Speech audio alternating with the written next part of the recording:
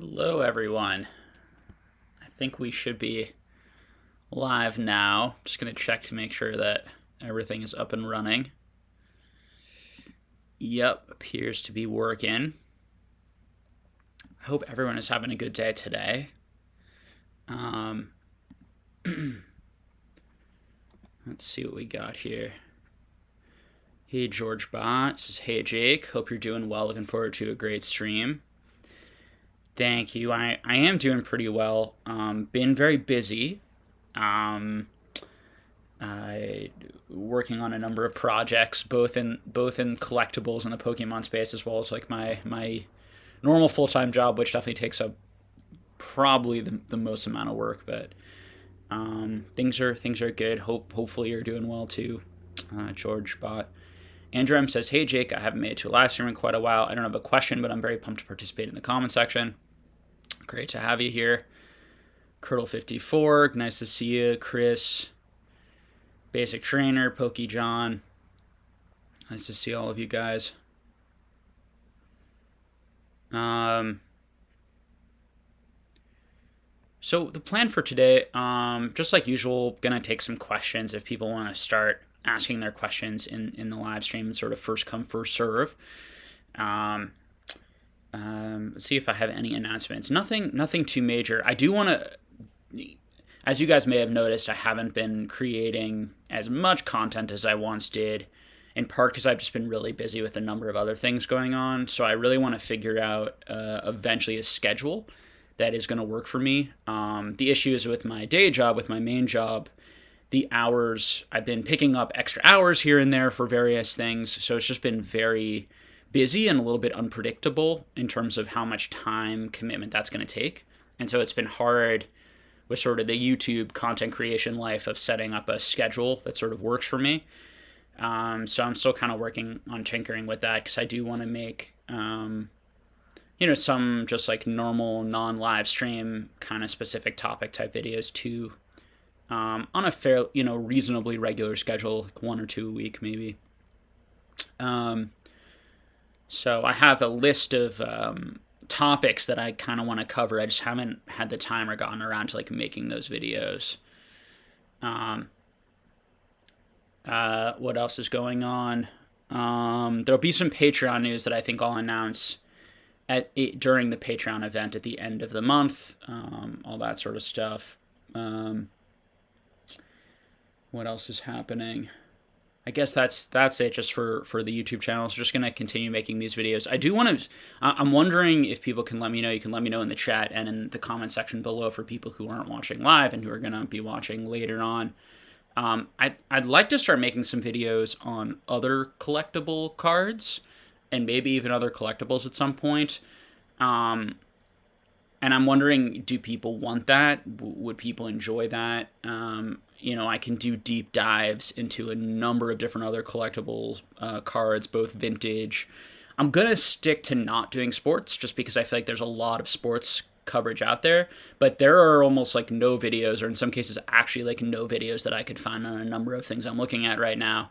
So I thought that would be maybe of interest for people as, potential options outside of Pokemon that people might want to look into collecting and enjoying.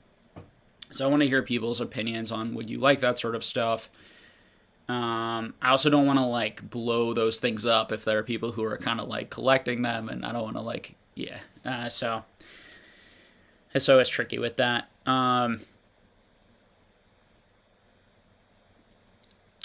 But I would enjoy making those videos. I have all this stuff that I want to talk about that I feel like I've been not talking about because it's not Pokemon related.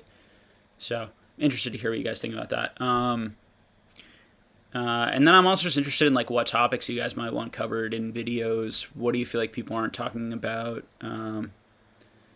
That sort of thing. What do you think could use more stuff? And then in the future, I want to do. I'm hoping to actually start going to things like collecticons and other sort of collectible events if my schedule allows at some point, hopefully within the next couple of years. And I'd love to do like some vlog style videos there where we're looking around at cards, kind of like talking to other collectors, them telling their stories. I think all of that stuff I really personally really enjoy that type of content, and I see different sports card creators make that type of content, and I think it'd be really fun to have it be more, non-sports cards related content with a heavy focus on Pokemon, but also some of these other things like Yu-Gi-Oh, Magic, DBZ, Marvel, DC, etc., Harry Potter, etc., etc. Okay, so let's jump into some questions. Basic Trainer says, "Hey Jake, I'm glad to make it on time. Nice to see you here." We might have frozen there for a second. Hopefully the stream's okay. What's your take on the? Let me start again. Sorry. Hey Jake, I'm glad to make it on time. I'm hearing PokeTubers rumble about the market leveling and even increasing again. What's your take on the current state? Thanks.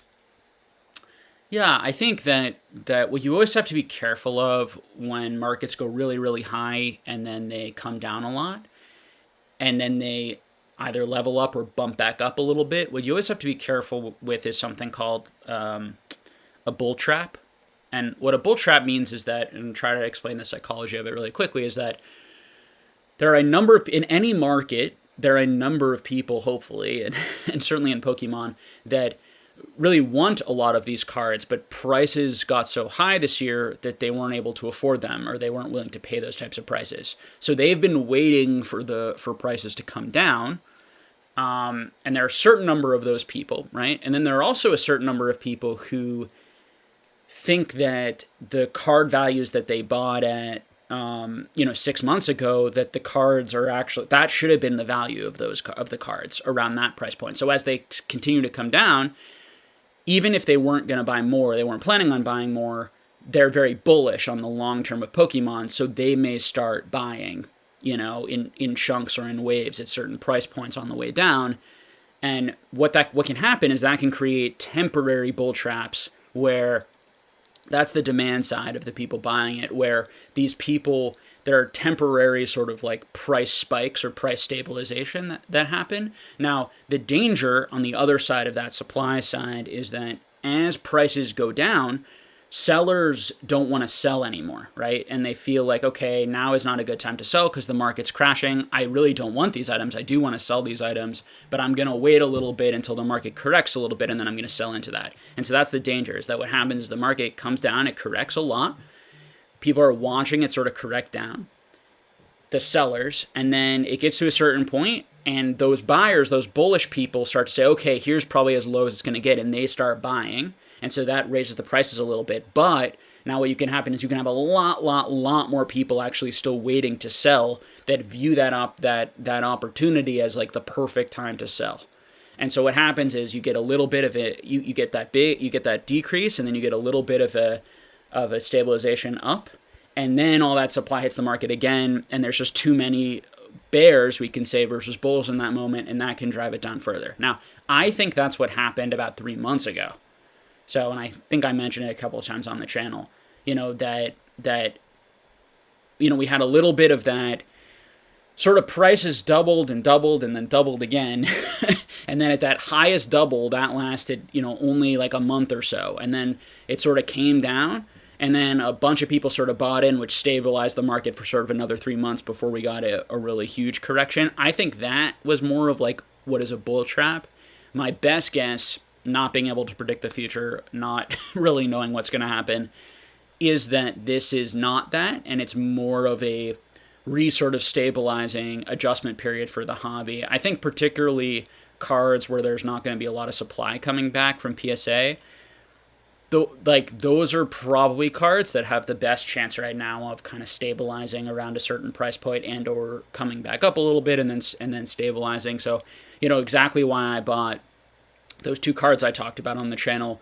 I bought that Jungle Clefable for $2,300 and that Jolteon PSA 10 First Edition Jungle for $1,300. And I just show it as examples of like, those were the only two cards I bought in Pokemon over the last 6 months or the last like 3-4 months now. Outside of like really small $50 cards I just like for my personal collection. And I bought those cards at those prices. And now both those cards are $1,000. The last sold in a PWCC auction was $1,000 higher for each of those cards. so we see that kind of bump back up, and I think in part because they're just low pop, there's not going to be much more supply, and there might be a little bit of urgency to try and get those cards. Will those cards stay at that price? Will they come back to the price that I paid for them? I don't really know, but that shows a little bit of like maybe a trading range for these types of things. Will the next sale, they sell even higher because, you know, people really wanted it and they were waiting for it to dip all the way down, and now they're going to jump back in and buy those? That's the type of stuff I'm not sure about, those rare items. I do think that what we've had so far in Pokemon is not a correction based on demand, but a correction. Sorry, it's not a correction based on supply, but it's a correction based on a change in demand. So I think the demand has gone down quite a bit, and that's because a lot of the demand, as we were talking about all year, was built on people who were really buying these things just to kind of speculate and flip and make money, and were not long-term collectors who are particularly interested in holding these items for a long time. And, you know, I think a lot of that demand, we can call it short-term demand, or at least some of it, a decent portion of it has left the market. You know, some of it's always going to be here, and so it's just a natural part of the market, which is always going to elevate prices. There are always going to be people who are primarily or largely here to you know, make money, and so that's always going to be here. It's normal. But there was during a bubble, there's sort of like an increased mania around that, which artificially inflates the price a lot more than kind of like normal times where there's going to be like some of that, or it's a small portion or a reasonably sized portion of the hobby rather than like 50% of the hobby or something.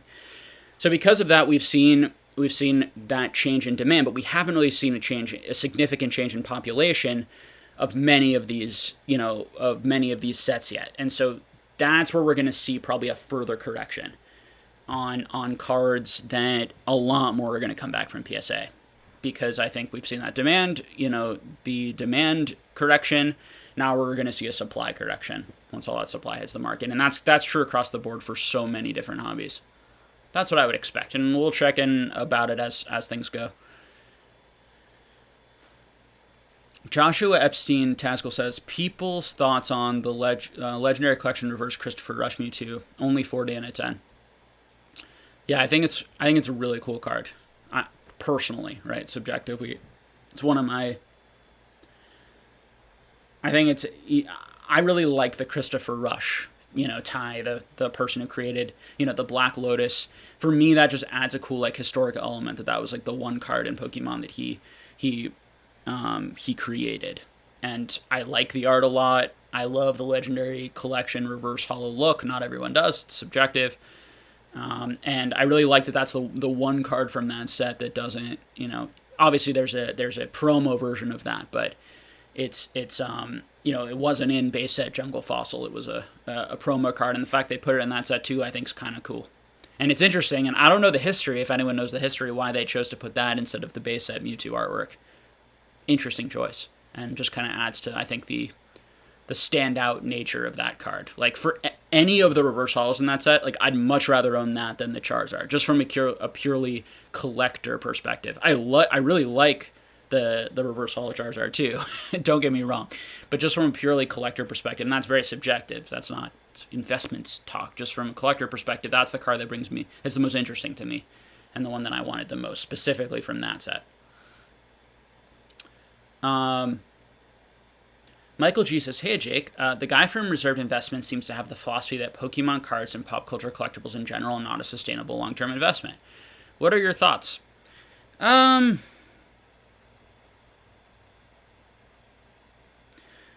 think that, you know, if we look at sports cards, and we look at comic books, and we look at, you know, various toys and action figures and certain things from certain hobbies, the thing you have to keep in mind is these markets can die due to a lack of demand.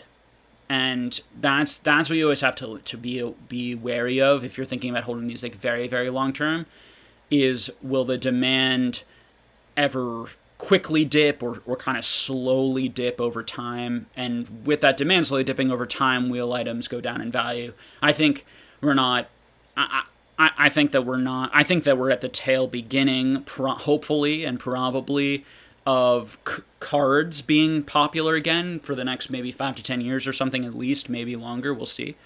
We'll see what digital collectibles and other sorts of things have to say about that, and other options, and maybe toys and action figures or comic books have a resurgence, or a whole new collecting sort of pop culture collectible surfaces. I don't know the answer to that, but video games, right? Huge, right? That could be the most popular, one of the things everyone really likes to collect over cards. But I think that there's good upside, and there's reason to believe that, at least for the next 5, 10, maybe even 30, 40 years, with kids still getting interested and multiple generations coming in, and people my age only being 30, 32, we could be interested in, collect, and be engaged in these types of markets for the next 30 years ourselves, and just have more disposable income to spend on it. All that sort of stuff is in the plus column. The negative column is you just never know. These things aren't necessary for people. A lot of the people, even just in it from the last few years, they may stay in it for another few years and then leave the hobby in 5, 6 years, or get bored, or just want to move to a different hobby and change up what they're buying. And then you need new collectors and new people to kind of come in and take their place, which may happen with younger generations and or just other adults in our age bracket or in their 20s wanting to collect. So it's too complicated to accurately predict that, but you're definitely a fool if you don't understand and see the risks. So I like his channel. I like Reserve Investments channel. I think he's what do I want to say about it? I think that it's not that he's too bearish. It's just that he tends to only talk about the bearish stuff. And I think part of that is really because that's the purpose of his channel, is to push that message out there as much as possible and kind of repeat that message over and over again so that people can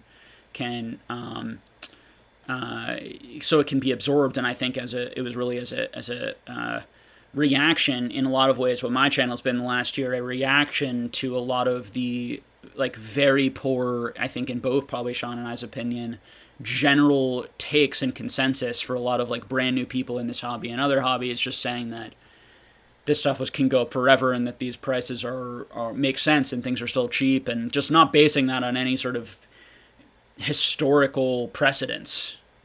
For me, I'm always trying to look for historical precedences for what's going to go up in this hobby or what's going to retain value. And something, when it doesn't have that historical example, it doesn't mean that it can't happen in this hobby. There can be things in this hobby that, something like reprints. Reprints are completely valueless in most hobbies. You have a $1 million comic and a $5 reprint comic, and the reprint's still 40 or 50 years old, but it's only worth $5, $10. It's the same thing in sports and a lot of these other hobbies that I can start talking about on this channel. A lot of other card hobbies and card collecting examples of that. And there are countless examples, everything, every reprint basically. And whereas in Pokemon, people at this moment seem to like reprints and want reprints and put value into reprints. So that could always remain in Pokemon, but that's the type of thing, because there isn't an historical precedence for that. That concerns me, or that worries me, that sort of stuff. So, if you're really taking a big risk with your finances, that's the type of stuff I would think about. I think for most people, giving it some thought, because you want to collect in a financially smart way, but not staying up nights about it, not being too concerned, not being worried. Try, enjoy the hobby. Don't let the risk and the negative stuff become too great of a worry or concern that you can't even enjoy the cards because you're always afraid that they're gonna come down in value. So I think it's unfortunate, because I think that people like the hype channels because the hype channels make people feel good about things. Maybe in some cases they don't like. I mean, some people really like the risk channels because they like to be told all the worries and the things to be concerned about. But I think, certain people, they don't want to hear, because it makes them anxious and it makes them uncomfortable, and they don't want to hear the negative side of things. So I think taking that information, making a decision, and then kind of, trying not to worry about it too much if you decided to hold, and just understand you're taking a risk, and then put your money in. Not a financial advisor here, but, I'm just giving you what I do personally, which is just like I put plenty of my money and the bulk of what I'm, hoping to retire on and give to my kids someday into more traditional avenues. Jordan Palmar says Melbourne is in lockdown. Oh boy. So I can stay up for the 5 a.m. start. You win some, you lose some. Oh, I'm sorry to hear that you guys are in lockdown over there. Yeah, the numbers are increasing. Andrew M says the Rush Mewtwo and Reverse Hollow is a cool card. Definitely wouldn't say it's undervalued though. Yeah, I think that it's fairly well known that that's a Rush card. And so it's had good value for a while. I don't know what it's going for right now, but I think in general Legendary Collection's pretty high at the moment.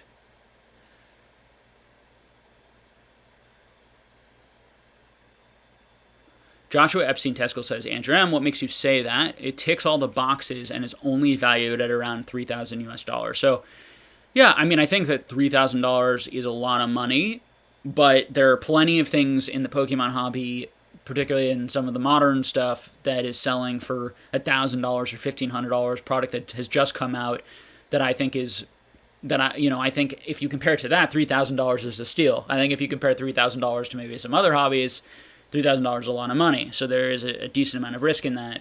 That's a lot of money for people, for most people. But in this hobby, it feels like it's not anymore, which scares me also. Pokemon cards are expensive. Parker Kish says, is AE first edition LOB lame? Sorting singles right now and kind of like them. Is AE? I'm not sure what AE is. One of you Yu-Gi-Oh people I'm sure can help.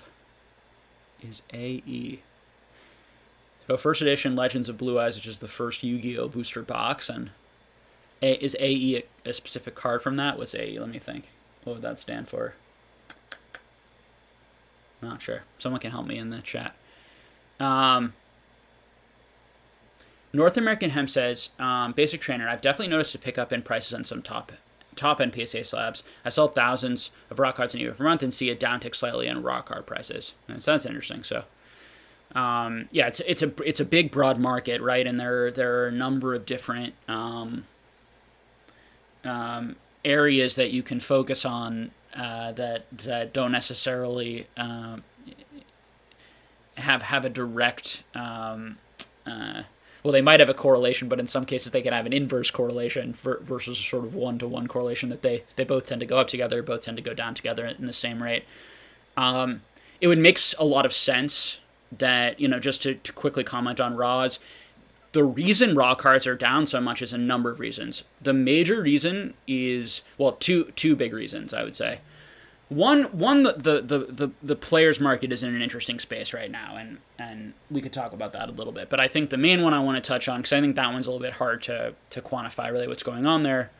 But from the grading perspective, a lot of people bought raw cards and raw mint cards to grade them and flip them. And because PSA, you can't get the cheap prices anymore. CGC, the wait times are a lot now, and they're fairly expensive, and you don't get as much back when you grade in CGC unless you can get a 10, which you're very unlikely to get. So there just isn't as many people buying those looking to grade them and then flip them. So that's an issue for that side of the market. I think people trying to build out binders and just kind of collectors are going to be your primary buyers of those cards right now. I think that's why we see some lower prices on some of those kind of new modern, particularly on the English side, potential chase cards, or cards from Shining Fates, just like your average Shining card from that set. Whereas before it might have been a $10 or $15 card because you could grade it for $10 and then sell it for $50 and you had a $25 profit or something per card, or even more if it was a bigger chase card, or at the height, even more for any card or any PSA 10 slab. Right now that isn't existing anymore.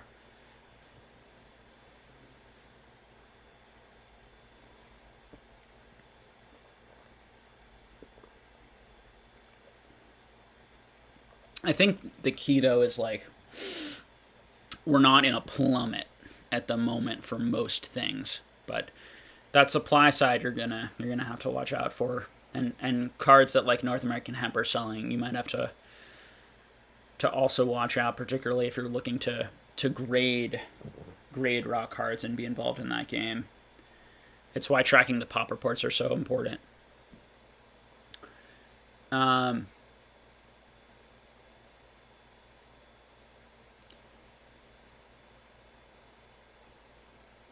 Yeah, Trainer Max is saying you can find a lot of mint cards right now from people that don't want to wait for PSA to open. Good pickups right now for the long term. Yeah, that's definitely possible. Trainer Max. I mean, that if I was involved in Modern in any way right now, and if I felt bullish on it, what I'd be doing is I'd be trying to buy your sort of like biggest chase cards from the sets, whether it's like full art trainers that people like, rainbow rares, whatever. I'd be looking to try to get them in bulk at very good deals from people who might be liquidating them, from businesses who might be liquidating them because they can no longer grade them and flip them. And, I'd be putting them in a stack somewhere and waiting to grade them. The issue is how many people are doing that right now. How many other people are doing that? How long will it take you to return a profit on that? Could you be putting that somewhere else that it might make more sense? Would even just saving up a bunch of that money and putting it in like $1,000 to $2,000 card that's really more of an investment type card, a first appearance of a PSA 10 first edition, holo type card, that I'm not sure. I think that in some ways there could be a lot of upside, Trainer Max, on some of these plays depending on the cards you're going for. I think doing a little bit of both makes sense. I know that's what I did a few years ago. Right now is a much more expensive version of when I came into the hobby.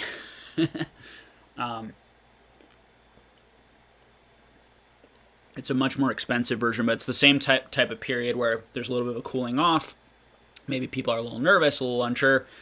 There's some opportunities in there that you can take advantage of. There are opportunities in Modern, in middle generations, and in Vintage. It's just all about which ones make the most sense, and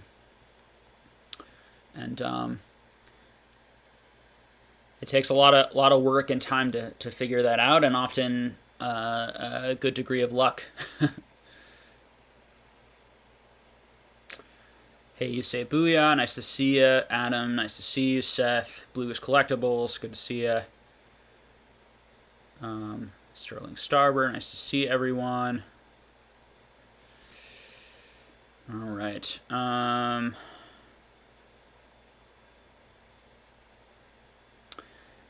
Andrew M says, Trainer Max, I'd have to agree. I'm picking up a lot of light plate and near mint collection cards at the moment. Sales volume is incredibly low on the business side, however. Yeah, it's low compared to the last year. It's not necessarily low compared to what it was before. Nice to see you, E. Good to see you, too.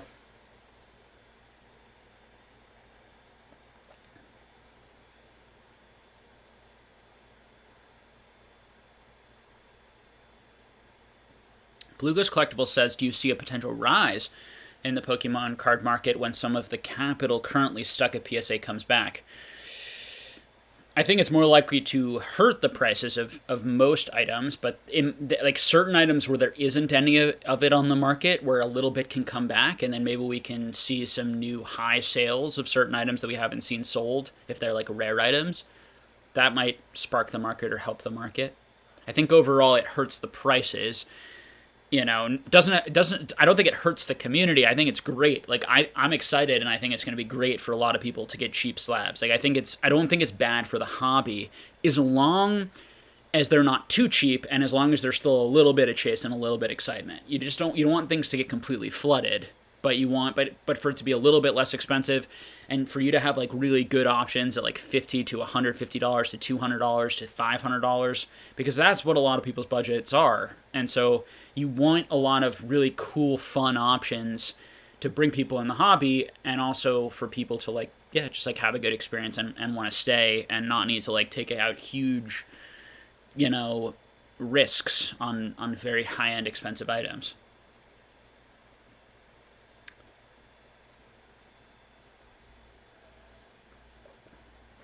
E says, have you been picking up any Yu-Gi-Oh lately? I have not been.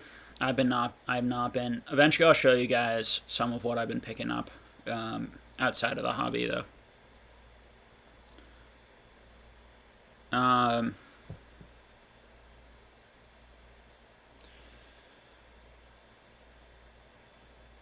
Carl Chambers says, what do you think people will start buying once they sell their cards that come back from PSA? Yeah, so I mean, that's an interesting idea too, is that a lot of people have a lot of money, and maybe this is an interesting take, just kind of occurred to me, and off of what Blue Goose Collectibles was saying, a lot of people have a lot of money right now at PSA that they're waiting to get back. And so there are a number of people who aren't buying a lot more and or who aren't certainly grading a lot more because they're waiting to get all their supply back to make sure that they can actually sell it so that they have money again to buy, because they may feel over leveraged with the amount of risk that they have, just that they have so many cards at PSA. So I think that definitely describes a large number of people, probably, or I guess the way to put it is a significant number of people, particularly because a lot of those guys have a lot of money and a lot of interest and do massive amounts of buying and selling and grading. And so I do think that's a really good question and really good point. So with all that money coming back, I know what I would do, which is that I would take the money, and it's what I did this past year. I sold all the stuff that I thought was going to go down the most and that I wasn't as attached to, or that wasn't as interesting to me, wasn't as rare or difficult to find, and I put it into things that I think are going to be those types of items. So I would expect more people to do that over time. I would expect people to have the same idea and to do the same type of thing. Jeremy Judkins says, hey, Jake, how's it going? It's going good, Jeremy. Hope you're doing well. Nice to see you. Big Wheezy, happy Sunday, guys. Good to see you. UCBS says, pick up any MetaZoo, Jake. I had to grab a copy of Rudy's promo card. Laugh out loud. Nice. I wanted one, too. Unfortunately, I don't have one, and I'm not one of Rudy's Patreon members, so... I didn't, because I'm just not a Magic guy, but I didn't, wasn't able to get one, and I wasn't going to pay $500 or $1,000, I think I saw, for, like, the package of everything included. You could probably get his card for quite a bit less, although, the secondary market in MetaZoo, for anyone who's paying attention, is on fire right now, so... It's really interesting, and I've had a number of conversations with people about MetaZoo, and none of this surprises me in the slightest, because I think people have a weird disconnect with, like, the Pokemon growth and the influencer hype and everything and all the attention and all the people wanting to make money and flip, like in Pokemon, that was, like, legit, or that was, like, that's because Pokemon is so great, and MetaZoo is so terrible, and it's just influencers pushing it up, and we hate influencers. It's like, no, guys, it's the exact same thing. The exact same effect that pushed up Pokemon cards really, really high this year is what pushed up MetaZoo. It's just that with MetaZoo, like, the danger is that it's relying, totally on that right now. Like, it's relying totally on people who are just flipping to other people to make money, or largely, and not on people who grew up with it, right, or have these, like, deep connections who don't care, and it just doesn't have the long history of reaching price points and building a market and building a collector interest like a hobby like Pokemon. But it's way cheaper, right? The first edition base set booster box of Pokemon, and there are probably more first edition base set booster boxes left in the world, or comparable to the number of first edition Kickstarter booster boxes left in the world. The Kickstarter boxes are 3,000. The first edition base set booster box is 300,000. So, it's a humongous difference in price. So I think it's a little bit silly. I think that you should have the same take for both, I guess, is my feeling. I think the people who were calling out MetaZoo but didn't call out the same type of, like, flipper speculator behavior that was driving up the prices, and the influencers hyping things up and telling people to invest and that you can make money, and even just putting a lot of attention on it, and who are now calling that out in MetaZoo and are angry about that in MetaZoo, but were happy about it in Pokemon when they were making the money this year. So I don't know. To me, it's a little bit of a hypocritical reaction. Although there's some people who just hated all of it. They hated it in Pokemon. They now hate it in MetaZoo, and that's very different. And I totally get it. I think I'm fairly desensitized to it. I think that it's you should see it for what it is, which is like, I had some close friends who bought some of those booster boxes because although they don't believe in the game long term, they believed in it short term and felt like the influencers and the hype were going to push it up, and it did, and that's what happened, and they made money off of that, and they sort of repeated that cycle. They did that in Pokemon, they did that in MetaZoo. They did it in Flesh and Blood, then moved to MetaZoo. I know some guys who sold all their Flesh and Blood stuff and then bought a bunch of MetaZoo because they were like, we feel like Flesh and Blood has like peaked at this point, and I'm not saying that they're right or they're wrong, but that's what they decided to do because they move kind of they like riding those waves, and we can call part of that like momentum investing. They look at where the next hot thing they think is going to be, they try to buy in early, and they try to sell at the top, move on to the next thing. Very different than a sort of long-term value investor approach where you're looking for undervalued items that are very undervalued at a moment and are going to be a lot more valuable in the future and don't really require as much timing to know when to sell. It's like the longer you hold that item, likely the more valuable it's going to be unless something huge shifts in the market. So when you have a market that is largely driven up by investors who are momentum investors, that is a house of cards type market. So I don't know what's happening in MetaZoo. There could be a number of really long-term investors entering into MetaZoo who really believe in it. You have to understand that at $3,000 to $6,000, there could be tremendous upside for those booster boxes if MetaZoo does launch and take off really huge. I mean, like if we do see kids getting into MetaZoo and they are successful and we see like brands, the brand awareness goes up and it somehow becomes a pretty successful thing, the numbers on those, just the amount that were printed, could be valuable. Could it go back down to $500, $400, $300 and become more of like an oddity? More than, very good chance, right? Very good chance of those $3,000 boxes eventually go back down to $300, $500 and become more of kind of like a cool kind of like oddity of sorts that certain people really like because they remember the hype of MetaZoo and they want to own it, but the game doesn't really go on to become any sort of big phenomenon. But you have to understand that the upside might be so big that it's worth a little bit of that risk, and some people might be willing to take that risk, and some people might actually really like it, right, who are doing that. And there are things I like about it, so I do think people's strong reaction to MetaZoo shows a little bit of the immaturity, that they have that strong reaction there, but not to other things that are happening. And it's called advertising, right? What the company is doing is they're getting their name out there. They want people to buy the product. They want people talking about it, and it's working. So, yeah. And then people like hating on the design or hating on the look or like very, very strongly.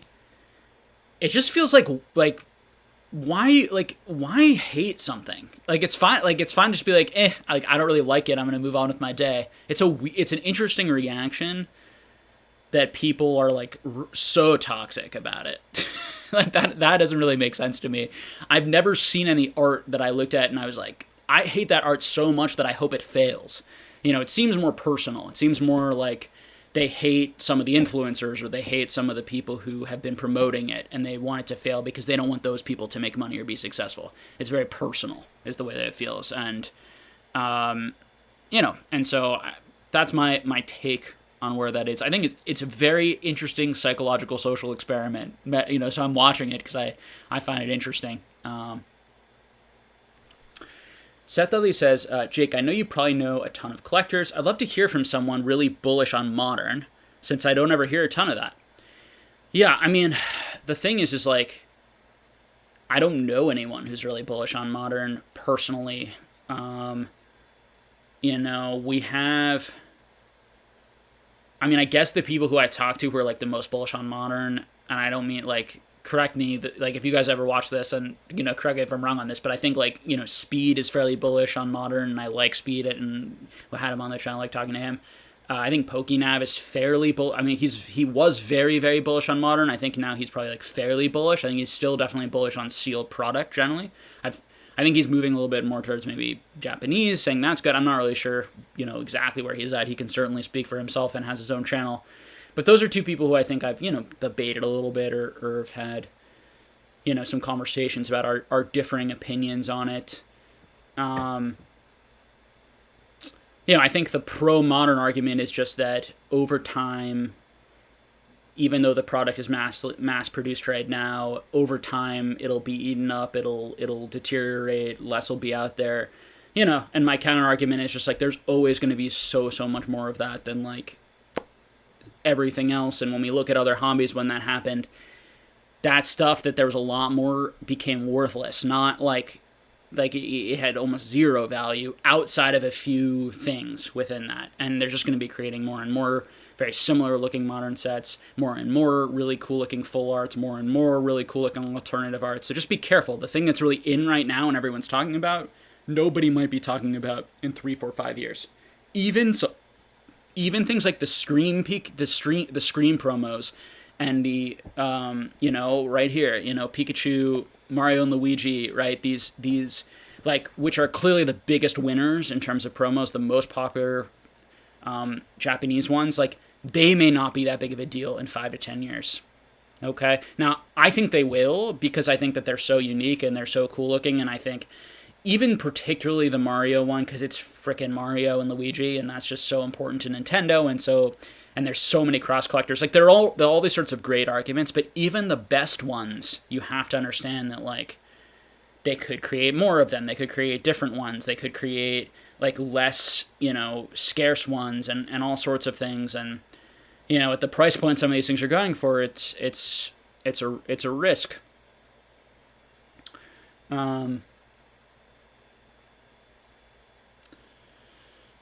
But yes, if anyone wants to come on the channel, like if anyone watching, please reach out to me on Instagram. I'm happy to have a conversation on people who are like really bullish on modern, or who think modern is like a better investment than certain vintage items or certain non-Pokemon items.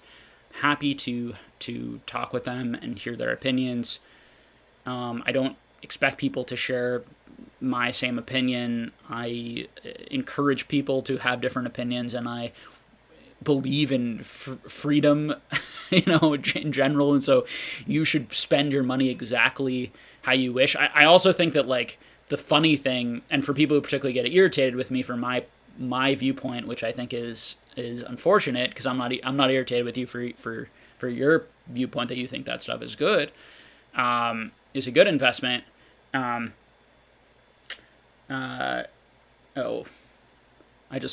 brain just, I forgot what I was going to say. Whatever.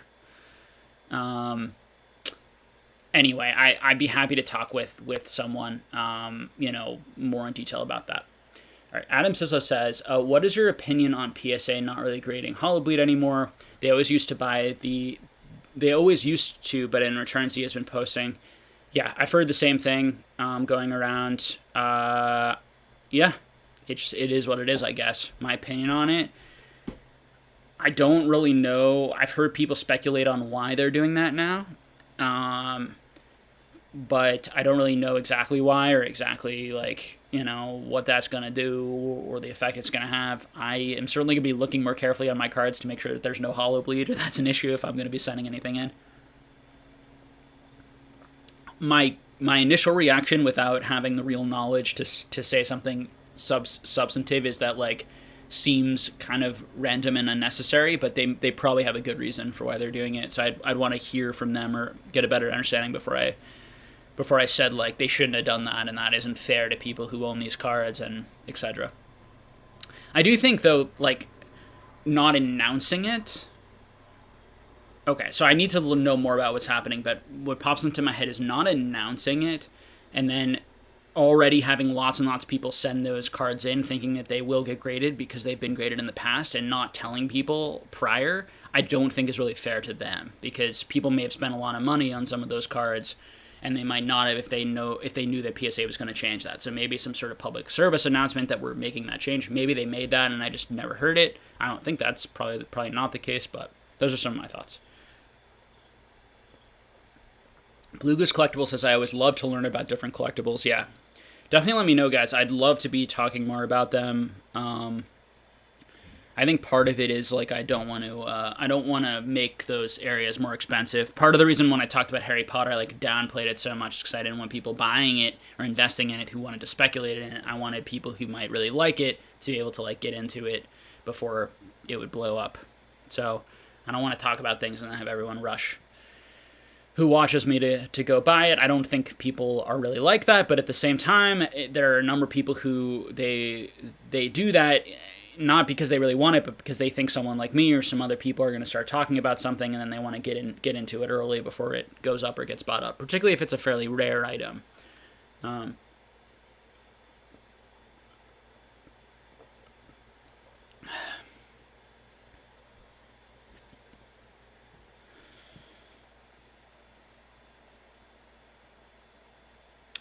Jake from Powden says, I'd love to see some DBS, some Weiss Schwartz, and My Hero when it comes out. Weiss Schwartz I've never gotten into, and I just don't think I'm going to be getting into that market. My Hero Academia I'd be interested in checking out, because I have watched some of that anime, so I'd be interested in checking out the cards, see if they're cool. I wouldn't say I'm like super excited for that, because I'm not a big like My Hero fan, but DBZ I like a lot. Although I'm not a huge DBS collector, I'm more of like a vintage Dragon Ball Z collector, so I know a lot more about the vintage stuff.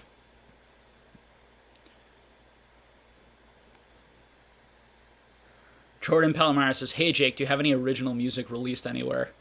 So I'm not going to promote my music stuff through this YouTube, but yeah, I've tried to, I've definitely have had interest in pursuing music and doing it as a little bit more than just a hobby or just playing like local gigs and stuff like that. So, yeah, I write like original music and other sorts of things, but it's sort of private at this point in my life and just for friends and family, I guess. And like,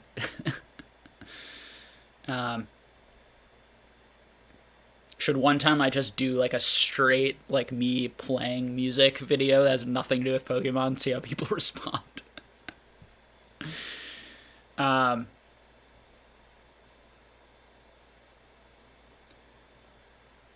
So a lot of people saying that they would love to see videos on other collectibles.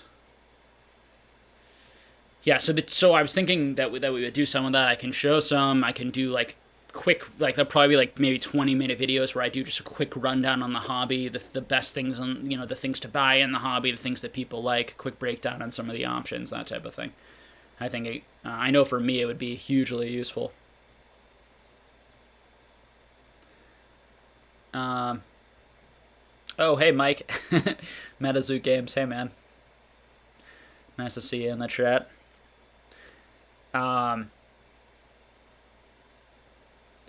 Your average player says, I have to leave already, but keep up the good work. Well, thanks for hanging out for a minute. Appreciate it. Badly Super says, sealed versus singles.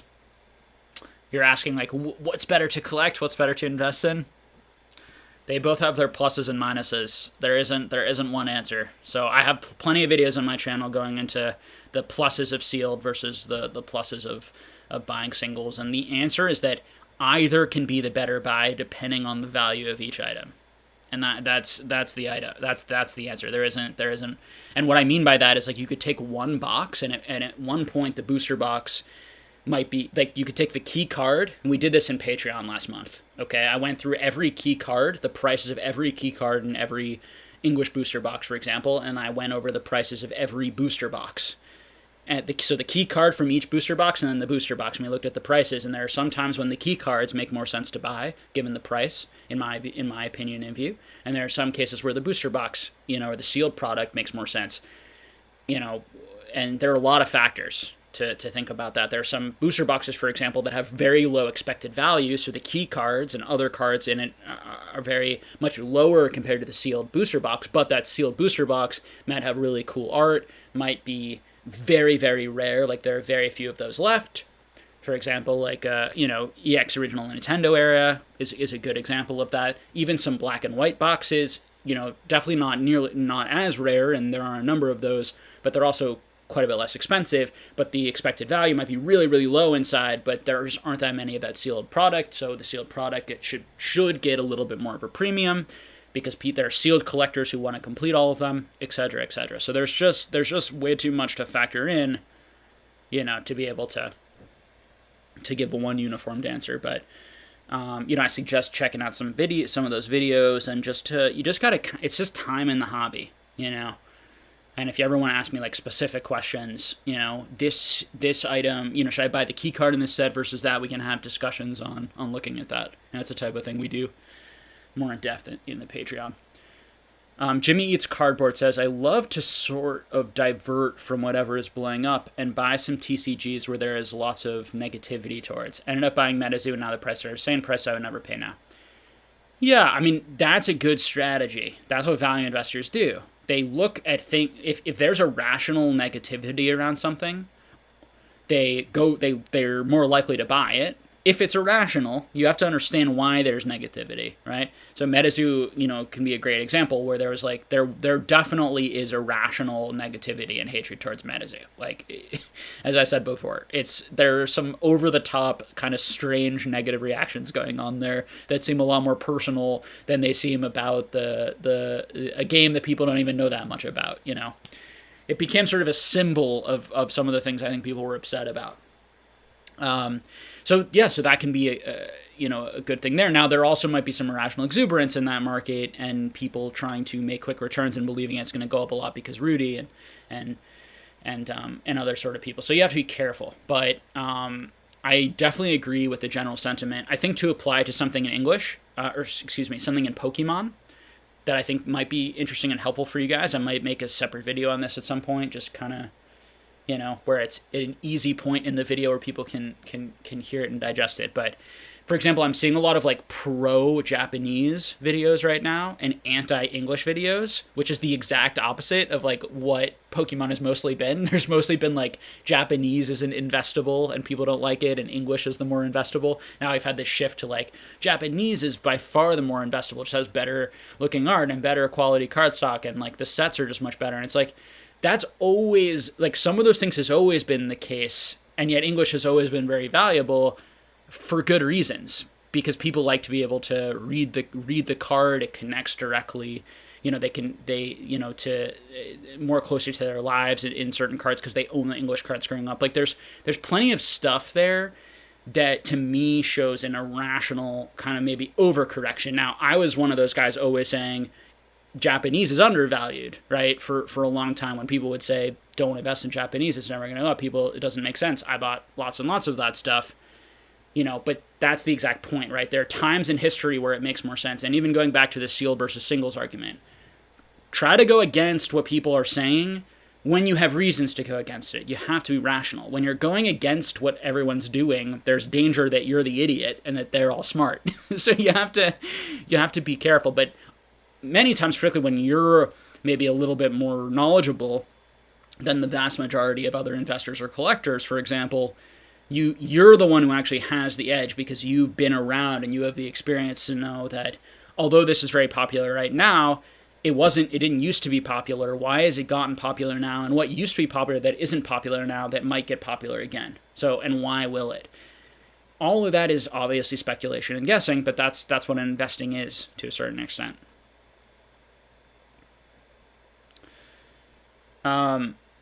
Jeremy Judkins says, what do you think happened with the spike in MetaZoo over the past week?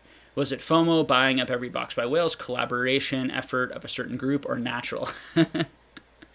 Yeah, so I mean, in this environment, everything is sort of natural. There's a lot of people who are, speculating and flipping, certainly MetaZoo. You gotta be careful with the prices, all along.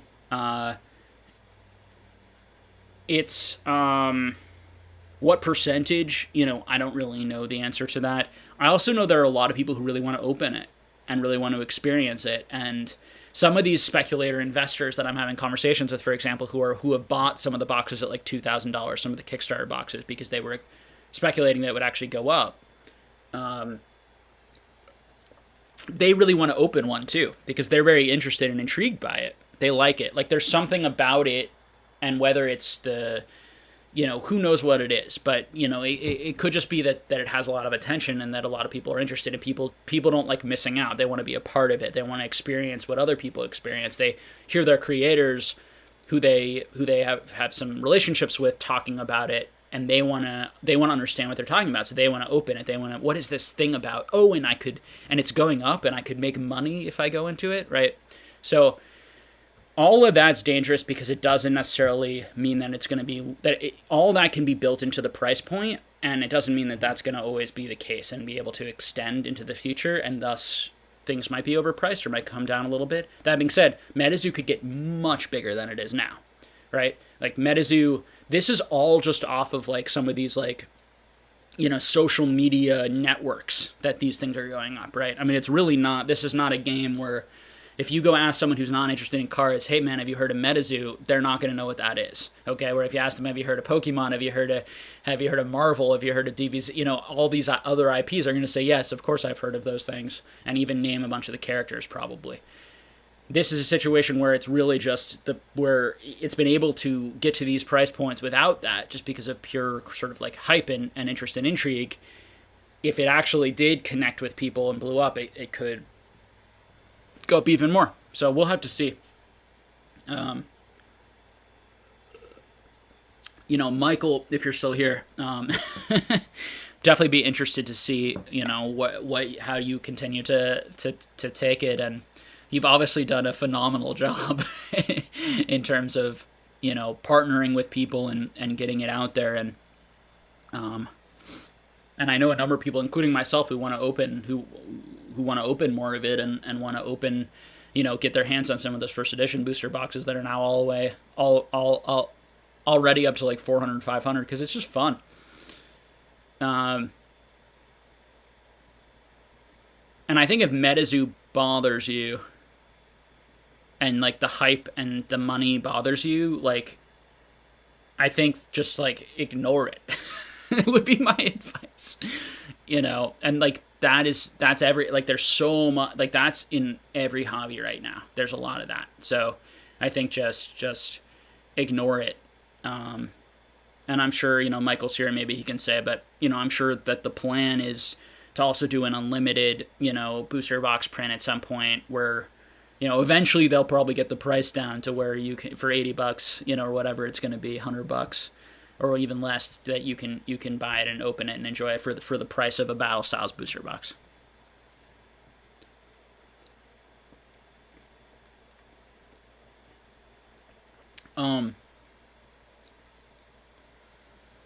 Star Wars CCG Mark says, MetaZoo might be a fun game. I have doubts about it being investable, as it's not even a month old with a ton of hype. Would love to get my hands on some product to open, though. Yeah, exactly. That's exactly what I was just saying. I think a lot of us, feel that way and enjoy opening it up. We also just like, I know I'm speaking for myself here, but probably many of us, I just love opening up product and new product of things that people are interested in and talking about. Like, it's just fun. It's fun. We don't always have to take everything like so seriously, and it just don't buy it if it's too expensive and it's too risky and dangerous for you. I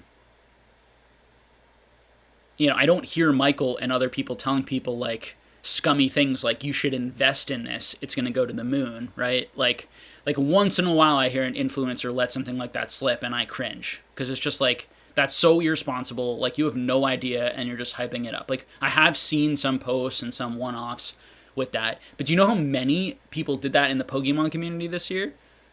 And where was everyone? I was like the only one, because everyone was making a ton of money. I was the only one saying anything, that I was, not the only one. There were others too, but, one of the biggest voices, I guess, saying it, and none of our biggest voices were talking about it.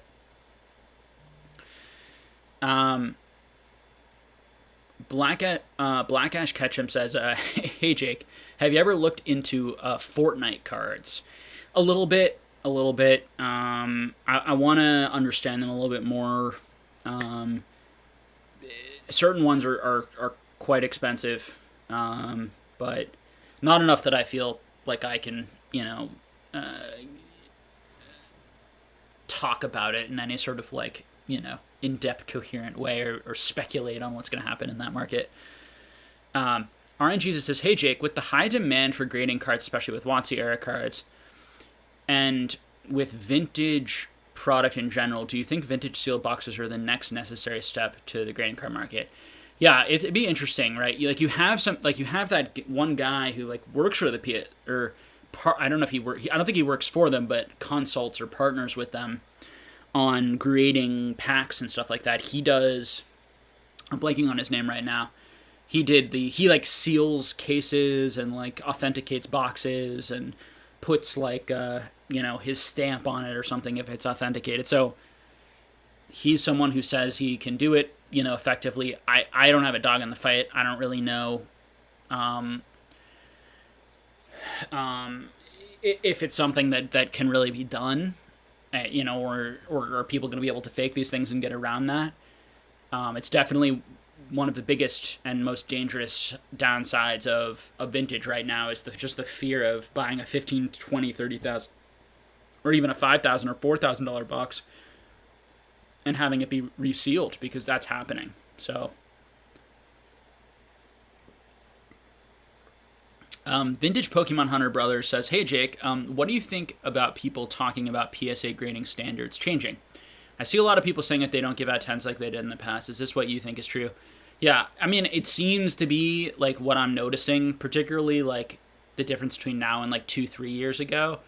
But we'll have to see over time, like if that remains true or if it, but there seems to be some truth in that. I also see, though, a lot of people complaining. Like, I'll watch someone's video and they'll say, how does this card get this or that? And like, I look at the cards and I'm like, because it has whitening. So some complaining I see is like not legitimate. I think it's just people who like thought their cards were going to be better than they were and like lost quite a bit of money, and it sucks. And I trust me, I know that feeling. It's a terrible feeling.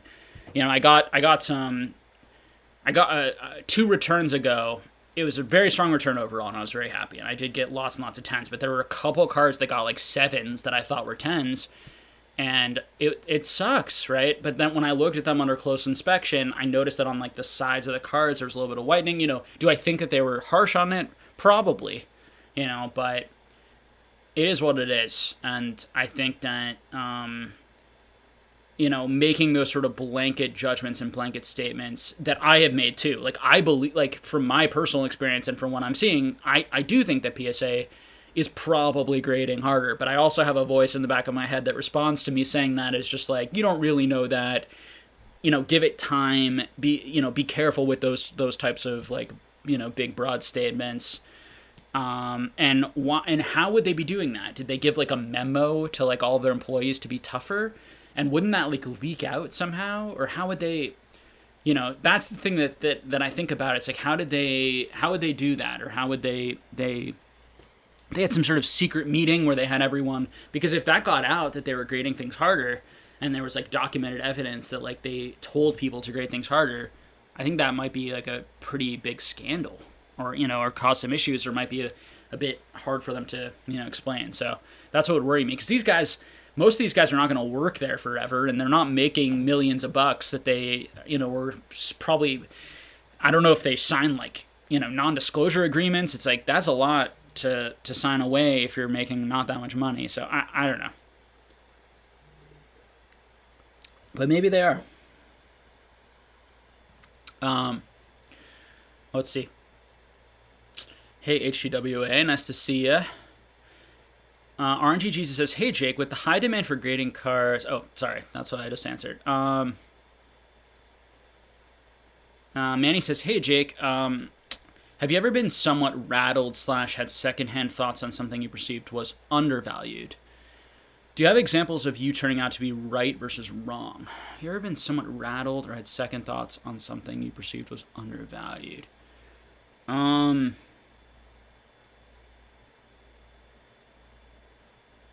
mean, sure. Like when I was buying Pokemon cards a few years ago, I certainly had doubts that the market was ever going to go up. I was putting a ton of money into it.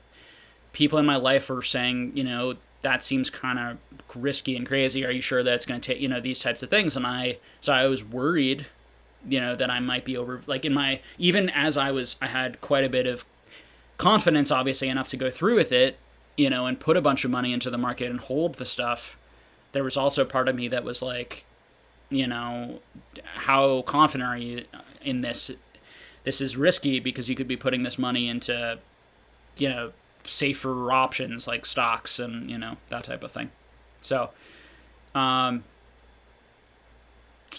think that, what else? I think that like something like DBZ, like score, is interesting to me because to me, it seems so undervalued compared to like DBS, and DBZ score is quite valuable, and it's doing fine, and I've certainly made quite a bit of money on DBZ score, but I'm worried. I don't know if worried's the right word, but I'm not sure it's ever really going to take off because I'm just not sure for whatever reason that people are ever going to like it that much or like it as much as me or see it as more enjoyable and interesting and engaging and closer and more connected to the anime than DBS. For me, my Dragon Ball Z, I like Dragon Ball Super, and I like both the cards, and I also still like the anime today and like the new storylines and all this sort of stuff. But like for me, DBZ is always going to be about those early sagas, and for me, those cards connect so well to those early sagas and have images from those sagas that it just, like for me, I connect with them a lot. Even better example, Middle Earth. Middle Earth is the one thing that I bought, and I think I put probably, 10,000 maybe into Middle Earth, something like that. So not a huge amount, but like a decent amount. If I had put, and I was doing it around the same time as Harry Potter, I put quite a bit more into Harry Potter, which ended up being a good thing. But because I was more bullish on Harry Potter, but I was also bullish on Middle Earth. Still am. I mean, I still think Middle Earth is surprisingly undervalued, under-talked about, and underappreciated. So I think in the long run, and it's gone up, and Middle Earth has gone up, just not very much. Whereas Harry Potter went up hugely, and a lot of these other things went up hugely. Now, I was more bullish on Harry Potter because it was Wizards of the Coast, because I felt like it connected more to Pokemon people, and there'd be more of a crossover, and boom. So I put more money into it, but, Middle Earth's an example. DBZ score is a decent example. Something like Naruto, which is very similar, did quite a bit better than DBZ score. Missed out on that.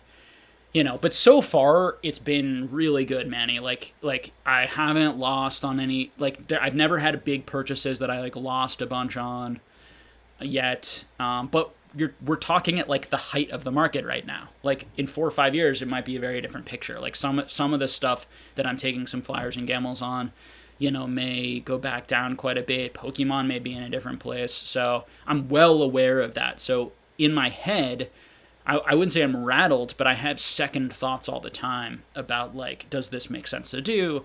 But for me, it's about being comfortable with the risks, and also it's a life experience, and it's fun to do this, and it's fun and it's enjoyable to take these risks, these calculated risks, and I'm keeping myself safe because of my other financial investments and that sort of thing. And just building up businesses and different, income streams and other sorts of things too. So, but it's a great question. If I ever buy things that just tank in value, I will definitely, I'm not gonna if I have things that flame out and do really badly, I would love to make a video telling that story. There's a reason why I have 3 mistake videos. Unfortunately, I don't have specific cards I can talk about yet because there hasn't been any huge implosion of anything, but there very likely will be. I mean, the longer you do this, I also got very, very lucky because I started at this at a low time. Over the last 5-6 years, I came in right at the right time, which is just pure dumb luck. I didn't realize that it was the right time. It wasn't like I was studying the market and I was like, now's the right time. It was just luck.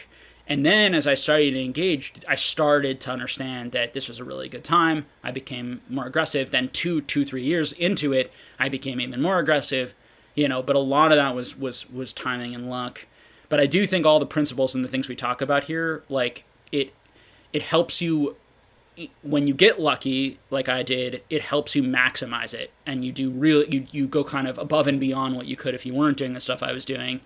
And then in down times, I think it helps you mitigate the downside where you lose less. So, for example, with the retrace in Pokemon over the last few months, I sold a lot, and the stuff I sold is the stuff that in large case went down the most. I mean, the biggest stuff that I sold was base set, unlimited cards was like the biggest thing I sold. I sold a lot of vintage, WotC, middle grade stuff because I just saw the prices they were getting. I knew that there's more and more supply coming back. And I felt like that was the window to sell. Right now, I'd be selling Modern before the Modern comes back from PSA. I just don't have very much of it. The stuff that I'm having, I could sell, but I like it. And, it's not worth that much. I've sold a decent amount of it. And I do think some things, like some of these Rainbow Rares and other things, will have upside in the long run. So there's reasons to hold. But, yeah, it's a great question. And I'll definitely, I'm very transparent with people here in terms of what I've bought, that sort of thing in the past. The only thing I'm not saying is like what I'm actively buying right this second because, I don't want to create competition for myself. It's very awkward because I want to share, but I also don't really want to create competition for myself. And also I, direct competition. And also I don't want to be manipulating those markets. I don't want to say, I bought a lot of this and it's really great to buy and it's a great investment, and then a bunch of people go out and buy it too, and then the prices go up a lot, and now I'm in a weird position where it's like, okay, well now I think it's overvalued and so I should sell probably, but ethically am I comfortable doing that if I feel like I just raised the prices? So it's these weird sorts of things that are just the reality of these unregulated markets and the impact that people's like opinions and knowledge and awareness have. And really shows the newness of a lot of the people in the space and the market, that people get so affected by people's opinions. Hopefully in 10, 20 years, it'll have much less of an effect. Rock Pokemon says, oh, people are telling me AE is Asian English. Thank you for the Yu-Gi-Oh! Thank you. Yeah. Yeah, Asian English is like it's a less valuable printing of that set, but it's still quite valuable when we're talking about LOB First Edition. Sorry, that was a Yu-Gi-Oh question from a while back. Rock Pokemon says, Jake, what are your original thoughts on Harry Potter, TCG/collectibles at this point in time? I think that the value makes more sense now than it did. I like them. I like Harry Potter. I enjoy collecting it. I enjoy opening the boxes. I find myself looking at them. I find myself enjoying them. So for me, $300 for a booster box, $600, $1,000, and then maybe $3,000 to $5,000 for the rarest Chamber of Secrets booster box, it doesn't seem outrageous given the current market for collectibles and for cards. So that's my honest opinion about it. Is I think prices make a lot more sense now than they did.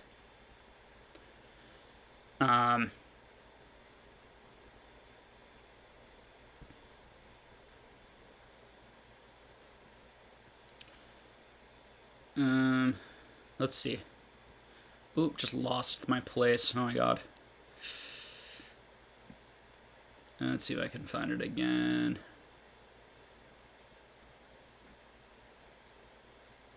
Aiden M says, hey Jake, not sure if you have talked about it yet or not, but what are your thoughts on ace grading and what they presented thus far? So on my Pocket Change podcast, which there's a link in the description, me and the guys talked about that for a little bit. Please show us some support there, and if you guys like those, please subscribe, and you can actually ask us questions on those videos and we answer them in the next podcast. Those are great, guys. It's also really great to help support them and help it build their followings too. So please take a minute and do that after this video if you can. So ace grading. So we talked a little bit about ace grading. I am a personal. I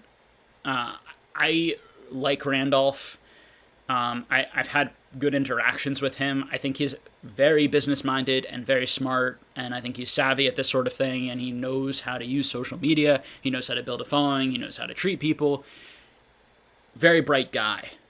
He's someone who's just kind of made for these types of things and these types of spaces. I think his personality and his general way of carrying himself and interacting with people. So So I think it'll probably be, if there's one grading company outside of like the big three right now that I'd bet on for Pokemon and these types of spaces, I would bet on Ace Grading, in large part because the EU needs so badly a grading company that is reliable, that has value, and there are so many people in Europe who love this stuff. And so if I was in Europe, I would be watching that very, very carefully. But the first thing Ace Grading is going to have to do is establish themselves in those countries. And it's going to need to establish a market, and it's going to need to establish value and price points. And I personally would not be the first. Like, and it's not the nicest thing or the most helpful thing to say, but there just isn't a lot of incentive to be grading with these grading card companies first, other than maybe you get a slight premium to have one of the first Ace graded cards out there, but there's going to be a lot of like anxiety about buying those, and like, are they, will this really cross grade to a 10 in PSA if I need to? Like, what value should this be at? Should it have near a PSA 10 value? Should it have functional last? Can we really trust this? And we'll have to see how those cards sell before I would consider doing that. As far as just like the professionalism and the seriousness, I'm sure that Randolph is not starting something like, I'm not sure, but I would imagine someone like Randolph is someone who is probably going to be committed to really making that successful and here for the long term. And that's what you want in a grading card company, is something that it's not a cash grab, it's not a short-term thing. That's going to like leave you high and dry when the company boards up and loses all of its credibility because it makes mistakes. I don't think that'll happen there, and if it does, they will correct it quickly, and they'll make amends, and they'll talk about it publicly. They're not just going to run away, because they're connected to a very public person who is very engaged in the hobby, which is Randolph. Aiden M says, "Hey Jake, not sure if you have talked about it yet or not." Oh, sorry, that's literally what I just. Gosh, all over the place, guys. Brian Owen says, MetaZoo to the moon. Sam Gunn says, thoughts on Champions Festival cards? Yeah, I mean, I really like Worlds promos. You guys know that. I just think that they're really fun to collect and enjoy. And to me, they are among the coolest non-set cards in the hobby, for me personally. One of my favorite sets to try and collect and complete, and there's so many options, and they're just going to make more every year, which is what I really like about them, because I just think there's always gonna be more, but only one a year, only one new art a year to collect, only one full thing, so it's also fairly collectible. Omnipoke says, "Hey Jake, I've spent my weekend inputting my certs to PSA database." This is a perfect background. What's up, Joe? Nice to hear from you. Curdle saying I'm the GOAT. Thank you. Star Wars CCG Mark, is Raffi ever coming back? Raffi and I are certainly friends and on good terms, and I think it's just a matter of being just like very busy, and if we ever, it would be nice for us to get our schedules in line so that we could like maybe do like a monthly video at least, and you guys could know that that's going to happen, because I really enjoy talking to Raffi, and I think he brings his own value to the videos. Smitty Orman says, just looked at eBay sold listings for MetaZoo. You people have lost your damn mind spending that amount of money on those cards. Laugh out loud. Rip and flip. And Smitty, I would say the same thing for so many people in all these collectible markets. So, that's what my feeling. Rip and flip. Why did MetaZoo jump up in price recently? Did you guys already talk about this? Yeah, we talked a decent bit about MetaZoo, but why it's going up a lot? Because of the release. It's back in the news. I think that it was kind of quiet for a little bit. Gary certainly has been talking about it quite a bit. Rudy's made a few videos on it, but I think overall it quieted down a little bit. Then they released the product. There's been shortages of it. My understanding, LGSs are selling it for really high amounts, and there's lots of people who want it, they can't get it, and there's just a lot more demand than supply right now, and so it's running up.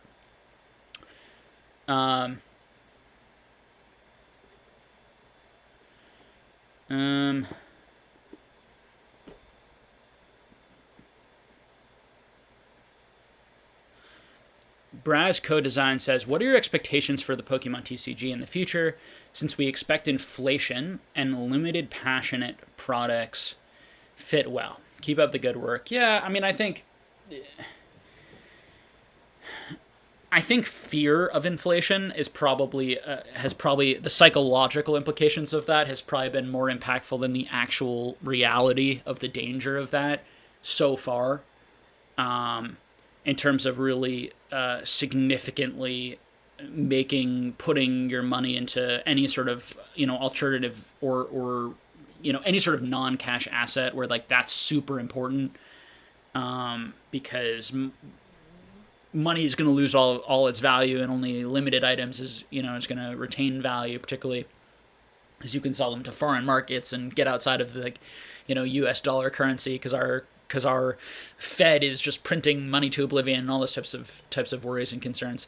So inflation is more complicated than just money printing. It also has to do with an increase in speed of technology and the ability to create cheaper and cheaper products, and that can offset the because prices go down, the money is worth less, but also it becomes cheaper, and so companies can sell things at cheaper rates, and so functionally there hasn't been inflation, just our products became cheaper but our money became less valuable, and so the product is selling for the same amount. Hopefully that makes sense to people. So that's happened a lot in this country, across the world, that type of thing.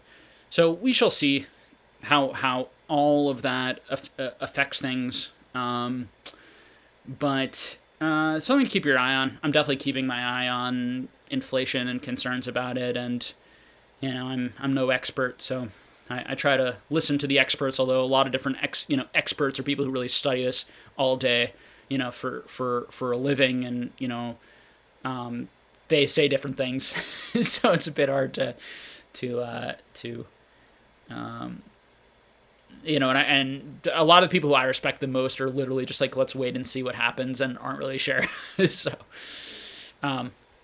basic trainer. So in terms of how that will affect the Pokemon economy, I'm just not sure. But appreciate the support and watching and hanging out. Hopefully you're enjoying the discussion. Basic Trainer said, I was told by the insiders that Unlimited will not be printed. Instead, they will print a new set. Maybe this caused a spike. Oh, interesting, Basic Trainer. I did not know that. I did not know that they were not planning on printing a new set. Or, sorry, excuse me. I did not know that they were planning on not printing a Unlimited version as well. I know that they are doing a new set. I know that the plan that I've heard is that they're going to be doing different sets from different regions of the world, with different cryptids from different regions of the world, which is, I think, very cool. Nick Brown says, can't lie, the MetaZoo art is actually pretty cool. Just looked at it for the first time the other day, and I'm not mad at it.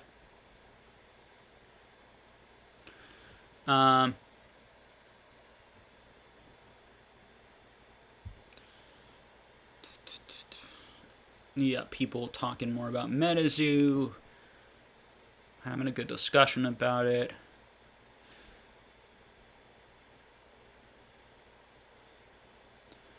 Mike's just in the chat listening. It's hilarious. Thanks for being here, Mike. I do, I respect that you're open to hearing people's thoughts and opinions.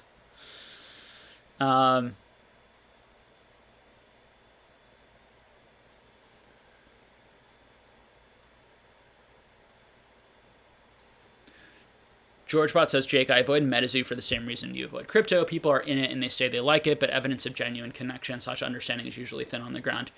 Yeah, no, for sure.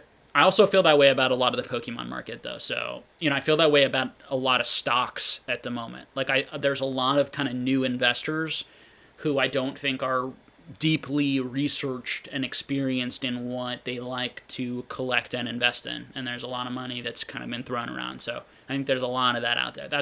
I completely agree. And I think that it's not a MetaZoo problem specifically, or issue.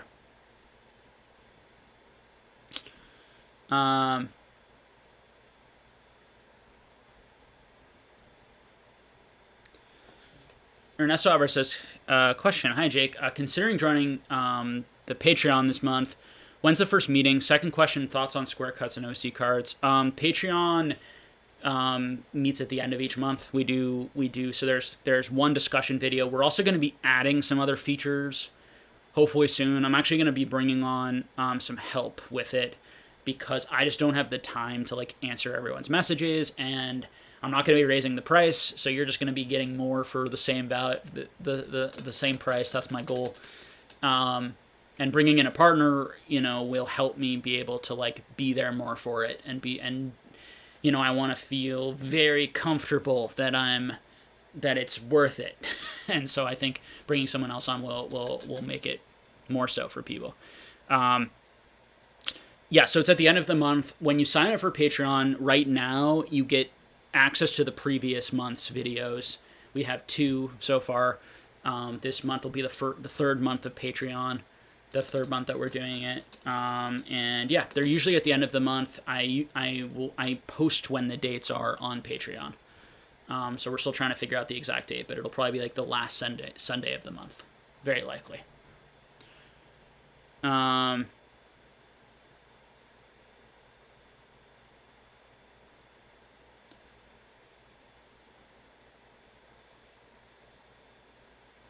George Pratte says, I'd be interested... Oh, sorry, you had a second question, Ernesto. Your thoughts on the square cut and OC cards. Yeah, so OC cards are really interesting because in other hobbies, OC cards are much less valuable. Because often off-centering, if you look at sports cards, if you look at lots of different like vintage, non-sports collectible cards... The OC cards are going for like considerably less. So like a 9 OC might be going for like the price of like a PSA 7 or a PSA 6 in certain cases. Whereas in Pokemon, a 9 OC sometimes goes less than a PSA 9. I've seen 9 OCs go for more because there are certain like OC collectors who are looking for those. That is in large part because the printing in early sports cards and some of these early non-sports TCGs was very, there were huge issues with centering. And so even miscuts weren't that uncommon, where it would be so off-center that it would actually get the miscut, the MC label. And so because of that, like you'd be opening up cards and like you'd open up boxes and like you might get like a fair amount of OC cards. So it made finding a card with perfect centering and in mint condition very difficult to find. In Pokemon, however, it's pretty rare to find OC cards, particularly in Modern, obviously. But, where you do find, like, on very rare occasion, a miscut card or an OC card, it's almost kind of like an error card. Or it feels more like an error. Obviously OC cards, are they errors? Are they not errors? Is it normal factory, type stuff? Or is it, I guess it's an error because it's unintentional by the factory, so technically it's an error. It's the whole debate between, like, what really is an error. That's probably the best definition of error versus, like, differences that were intentional by the company. That's unintentional for it to be off-center, for example. But yeah, so... Interestingly, with the OC cards in Pokemon, I get why there's a market for them. I get why sometimes there's a premium, or at very least, there's less of a detraction in terms of value for most collectors. For some collectors, they really hate them.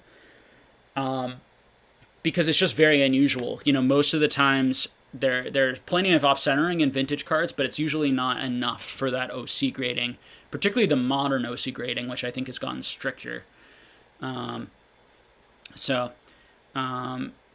I'm not an OC collector. I would definitely rather not have my card be OC.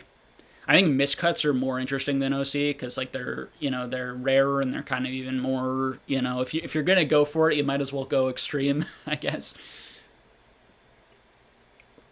Square cut don't really interest me either. That's very personal though, but I'm not an error-ish, or factory difference type guy. For me, I would much rather have a trophy, like a really, really high-end trophy card than like that Proto Blastoise. I'm not making any sort of comment on what should be more valuable or what should be investable. I'm just talking strictly from my own personal taste and preference.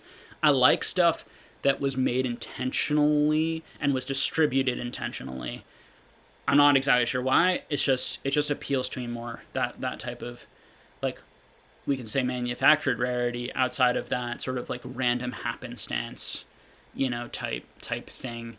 Obviously, it's a little bit different with the Protostoics because it's, they were made intentionally but not distributed, and I don't know. I might be mixing up the argument a little bit there, but yeah, that's my feeling. To go back to your specific question, that's my feeling on those square cut cards is they just don't do it for me. They don't intrigue me.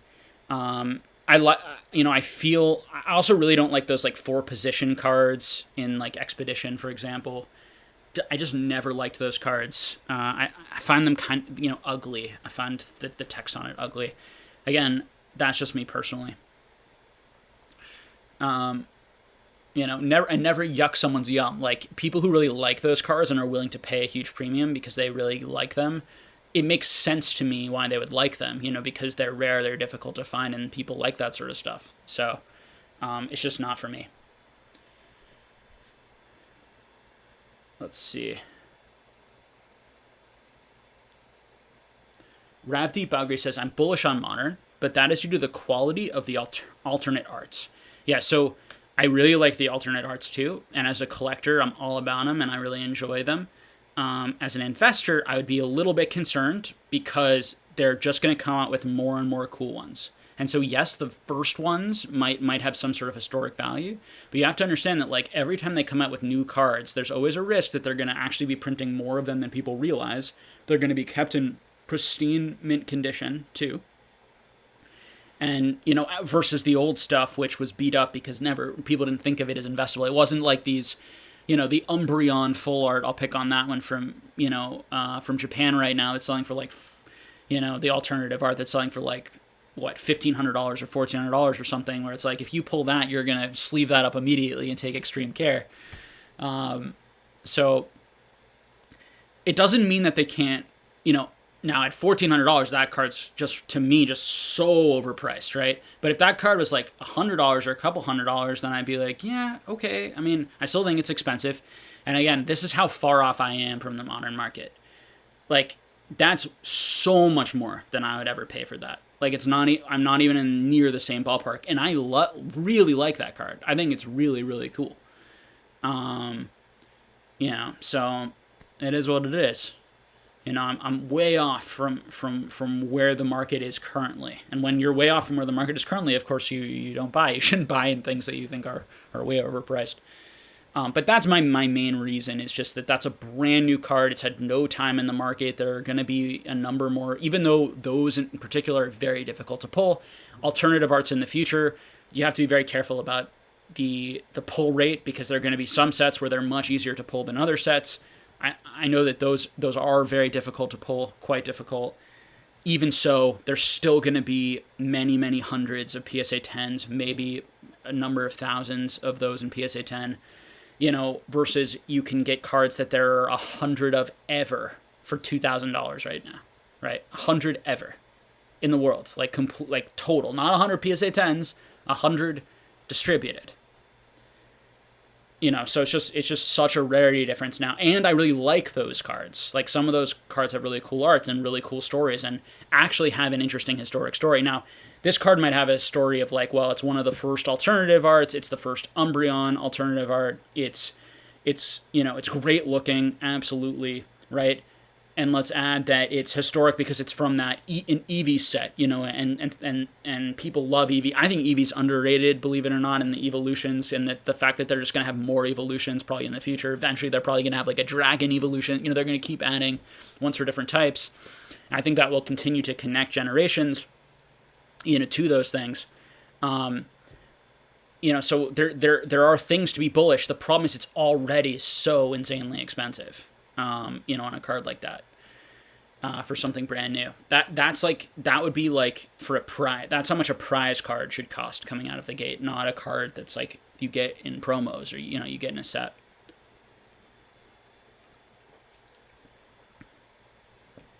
That's what if it was like, a 1 of 100 like that. Like, if we look at sports, you have plenty now. They have so much product, and it's a very different type of market. But like, you have, one of 90, one of 80, one of 75 cards of like, arguably very popular, sports players going for that much, or less. And you have to understand, like, Pokemon may come out with numbered cards or insert cards eventually, and then what is it going to do to cards like that? It'll completely destroy the value of a card like that, because people are going to want the other one, and the other one's going to take up so much more of that interest and value. People are way more likely to move on from that card and never be interested in it again than they will than the Umbreon from, Neo Discovery, because the Umbreon from Neo Discovery is the first ever Umbreon. It will always be the first ever English, set card, Umbreon, and it's very difficult to get it in PSA 10, etc., etc., etc. And then, you also, on the Japanese side, if you want to look at, you have things like, obviously it's very expensive. I think this card's probably overpriced, but you have like the Umbreon Play promo, right? Or the Umbreon Gold Star on the English side. Quite a bit more expensive, but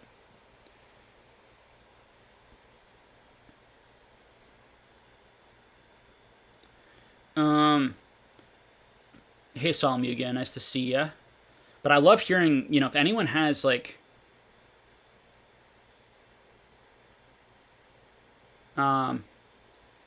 if anyone has arguments that I haven't thought of for why Modern is going to go up, or why Modern is a good investment, or here's my arguments, and it's just like, I don't understand them, or it doesn't really make sense, or you think I'm overreacting, or something like that, happy to hear them. Seth always says, thanks for your perspective. My thought is the amount of cards that are selling and the prices they sell at, there must be passionate Modern collectors. There's absolutely passionate Modern collectors, but they might not be passionate about these specific cards in a year. They might be passionate about always collecting the new thing. They might be passionate, about whatever. They might just be passionate because they're making money. I mean, there's so much reason why people have so much incentive to get you guys to buy Modern and invest in Modern. Like, that's like the amount of incentive to get you guys to buy all those Modern booster boxes. Like, people were sitting on these boxes. They were garbage, from like Sun and Moon and even X and Y. And they couldn't get rid of them for many years. And then all of a sudden investing in Modern became a thing. And now there was just so much incentive to keep that going. So many people made money, which reinforced that idea. There's so much danger in that market. I can't, there's plenty of danger in the vintage market, right? I'm talking about the danger in the vintage market. I spent the whole year before the last few months talking about danger in the vintage market before the vintage market, came down. So don't get me wrong, but it's dangerous. It's scary.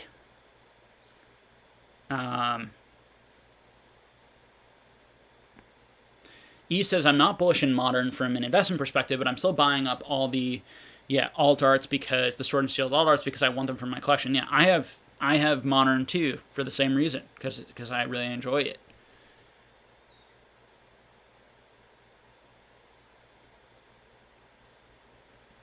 It does suck. I mean, for someone like me, I mean, and this, I don't think this is why, but I mean, part of my bias, or part of my kind of my secondary irritation and frustration with all of these like Modern hype channels is like they just artificially raise the prices on all of these Modern products, and there are no winners, because it's just like people who want them now have to pay more for them, and like it's the only winners are like these middlemen who are getting them at distributor prices and then flipping them and making money off of these people, instead of them making less and people getting it for cheaper and being able to enjoy their product. It's just unfortunate. It's really a lose for everyone. Salmuga says, I'd urge you to promote your music through this channel when you go public with it. Cross promo works and your fans will have a stronger connection with the songs and vice versa. Jeff says, let's start a band. Jake, when are we going to get a good old-fashioned rant video? Don't care about the topic, I just enjoy a good rant. Yeah, maybe. I try to be like level-headed, as Mason would say. Carl Chambers, I'd be interested in learning more about, my rants tend to come in private when I'm off camera.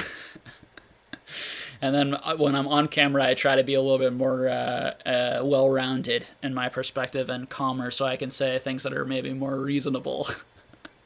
But it might be more entertaining to just hear me get angry and rant on topics, even if it's, even if it's less true and what I'm saying is more biased and not as yeah. No, that's true. Poke Knowledge Card says, Jake, when are we going to get a good old-fashioned... Oh, my God, why do I keep rereading the same questions? Hey, guys. Crushing it today. Carl Chambers says, I'd be interested in learning more about other collectible hobbies, but not in being told what to buy. A big part of that fun is finding that out for yourself, yeah. Yeah, my goal would be like just making videos to introduce people to other things. And I think I wouldn't even talk about prices. I would just maybe just give the options. I have to figure out how to do it so that it's just like it's purely just getting information out there to people. Of course, when I get information out there to people, prices will likely go up if people like them. But, you know, it is what it is. It's like free advertisement for those hobbies through my channel. But advertisement that isn't telling you to buy, just advertisement that's telling you, here's something you could buy, and then a certain percentage will. DNA Level C says, I play the guitar. Sweet, man. Very nice. Yeah, I play some guitar and some piano. Thrifty TCG says, we know Poke Knowledge cards. Jodel says, hey Jay, glad to catch you again. Just finished my Skyred set from back in the day, so I'll be putting my investing profile on low for now. Spent too much, but keep up the good work. Nice, man. That's so awesome. Congratulations on finishing it. It must feel great, and definitely, yeah, man, take a break. Don't get too addicted, and take some time to enjoy what you've accomplished and what you have before delving into a new expensive project, because I certainly know how easy that can be. Philip David says, hi Jake, would you consider ever making a Pokemon TCG documentary? I noticed that there are some documentaries documenting the card game, but none to my knowledge to document the TCG and history. Perhaps, although I may not be the man for that unless I were to do it with some other people who have a lot more skill than I do in, telling stories and creating documentaries. And, I can talk, I think, okay on camera, but I'm not someone who makes, really beautiful videos and tells great, very organized stories. So, but partnering with someone who'd be interested in doing that and me helping with some information or something like that, I love history, and I wish we had more channels like that were really good and made those beautiful, easy to watch videos, just, documenting and educating really people on certain things in the hobby. DNA says, if you love MetaZoo art, you'll love Neopets. Yeah, I think the Neopets art's kind of cool. The Collectible says, hey Jake, first time catching the live stream. Good evening. Hey man. Thanks for hanging out and joining. Andrew M says, Pokenomics, do you ever plan to run a promotional deal on your Patreon? My wife tried convincing me to sign up when you had early bird pricing, but I didn't pull the trigger. Oh, probably not. That early bird pricing is in large part because those guys literally paid for a couple of months while I was giving them nothing, because they were literally just supporting the fact that I was making free content for people, and I just really appreciate them. So I think $10 comparatively to some other options out there is very affordable, considering the amount of effort and work and engagement you're going to get compared to some other options. So, I think I easily could have already charged more. I think $10 for most people. My goal was really to do a very affordable amount where everyone could basically afford that if they're interested in that sort of thing. And my goal is really to make it big where there are a lot of people on it, rather than I could have made it really small for $100 and given really specific high-end advice, and I'm sure there'd be people who'd be doing it, but it would be a much smaller group. I'd rather have a bigger discussion, at a price point where more people can justify it, I guess, because they're maybe not spending thousands of dollars a month. Rick Kessler says, hey Jake, a Hidden Fates premium collection for $600, is that a good deal? I don't know. Sounds like a lot, but I'm not really sure.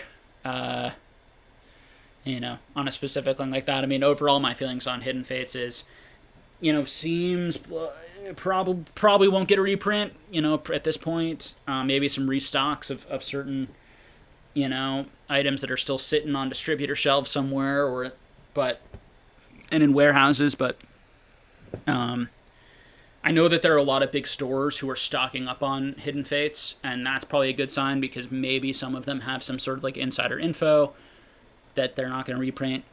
Stuff like that, I do believe like stuff like that may leak out or has a potential of leaking out. So, copying them is a decent way to do business. So, Hidden Fate's obviously extremely popular. Premium collection, set. I'm not sure how many of those were made. Not sure how many more exist. Probably not too many. As compared to like a modern booster box or something. It's kind of an interesting product. Kind of unique. But it's a modern product. It's a mass-produced product. There's still going to be a million of them. It's the usual kind of pros and cons. There's a ton of Hidden Fates graded, and there's a ton more that's going to be graded. We're talking, it's already getting close to 70,000, or it may have even surpassed 70,000 cards graded in like a year of that set. And to put that into context, there are 50,000 to 60,000 cards graded in Jungle and Fossil. So it's already surpassed that in 1 year. It's closing, it's probably going to close in on base set. Base set's got like 100,000, although base set's still rising very quickly too. A lot of people are grading those cards. Base set unlimited. So yeah, so there's a ton. There is a ton being graded right now, which means that the singles inside, it's probably going to take a while. If they really do go up in value over time, that'll probably take a while. And generally, sealed product gets a premium, in part, particularly when you think long term, because it's one of the only ways to get PSA 10s, or to have the chance of pulling a gem mint condition card. Although the other downside, not only do you have to worry about there just being so many that the prices for those PSA 10s never go up, the other downside is that there are so many binders filled with mint Hidden Fates cards that there just may not be that much reason to ever open that product to get mint cards out of them. The only reason might be just for the experience, and the experience of opening Hidden Fates might be fun if in 10 years, because it's like this throwback, right? But are you really going to pay like more than $500-600? Like, I would never pay more than $500-600 for probably, unless it's like a really special occasion, like it's my favorite set and it's my wedding or something, but I would never probably pay more than that if I wasn't going to at least get back some value, right, from opening it. So that's the type of stuff you want to be thinking about. Philip David said, "Oh, awesome. Are they telling like the story?" Oh, wait. Thrifty TCG says PTCG Radio is doing videos on the history of each set, I think, Philip. Oh, that's cool. Yeah, go check those out. DNA said, "I started collecting the Sopranos TCG." Cool, man. Yeah, there's so many TCGs. There's like a 24 TCG, like a lot of those like hit television shows got TCGs. Rob D. Bogri says, "I think the pivot to Japanese is a reaction to English set sizes and card quality." So that's always been a thing, Rob D. Like, always, the Japanese was always a superior product in those ways. It's really not a reaction to any change. It's really a reaction to the change in prices and the amount of money people can make and the general sentiment in the hobby, and people are just kind of chasing the money. So, that's what I would tell you from my experience, my 6-year experience in the hobby. Is that it's irrational. It's the same. The English has the same issues it's always had, and Japanese has the same pluses and minuses that it's always had, is what I would say.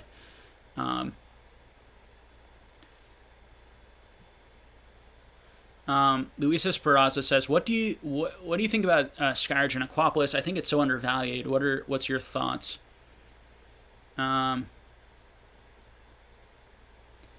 Yeah, I definitely don't think it's like so undervalued. I mean, it's pretty expensive, but I think it's a solid place. I think if you like those cards, I love those cards.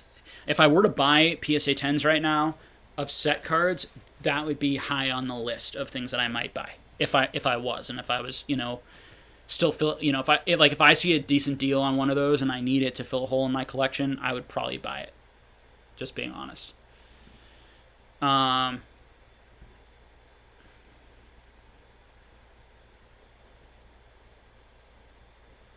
Rip and Flip says, do you think XY Evo is still a good set to pick up? Yeah, dude. Pick all that up.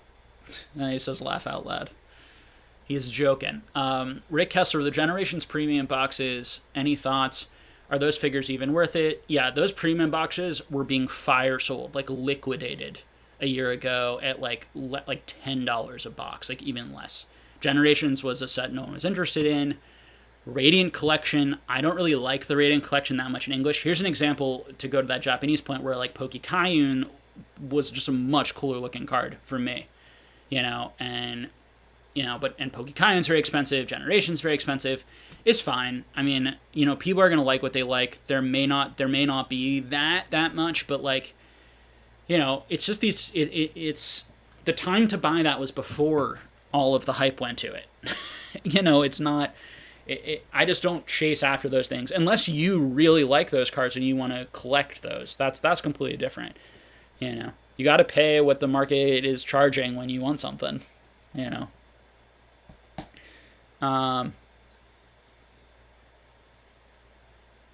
Let's see. I've been to, Rip and Flip said I've been to my LCS and asked about MetaZoo and got a weird look every time. It's like they never heard of it.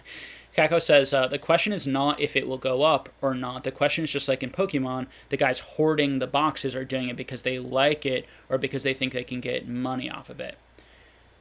Yeah. I mean, I don't think people are hoarding lots of modern product that isn't very attractive because they like displaying it or they're planning on like doing massive displays. People are like holding hundreds of these boxes.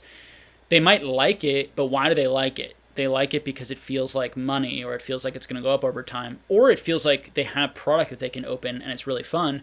That part I completely get, but it's tough. It's tough. I mean, I like having sealed product around because I like to open product and it's fun to go grab something. I like sealed product. It's enjoyable, but not for. I'm not going to open something that's $800 or $1,000. It's one thing if it's $80 you're buying these things for, $120 or even $150, because then you can just open it. And most things are probably worth opening for, as long as you don't need the money, for $80 to $120. Most of us can probably just afford to open a box like that once in a while and not care about the money. And we may say it's for investing, but really it's not. It's just enjoyable. It's fun, and there's nothing wrong with that. I think where you get tricky is people giving people advice to buy at $800, $1,000, $1,200 for certain things, or even $300, $400, $500. But even at those prices, I can still see people just opening them up just for fun. When you start getting higher than that, I just like how many people can open up $1,000 boxes, like if it's not a super special occasion, like really justify that and do that consistently. If you don't have a YouTube channel or you're not selling the packs or you're not, whatever it is.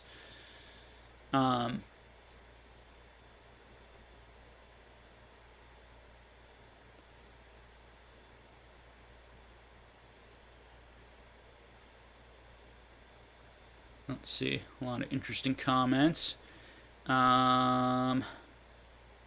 Steven says, any Korean Yu-Gi-Oh lately? No, I got my Korean Yu-Gi-Oh fix pretty good. I had a blast opening all of that, and I built out my binder. But I like to look at my binder for sure.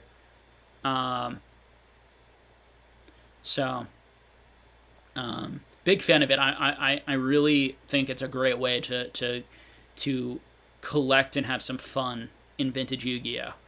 That's very affordable. To open packs and build out a binder. What I did for a few $1,000s would have cost me many, many hundreds of thousands of dollars if I were to try to do that on the English side, particularly first edition. Ravdeep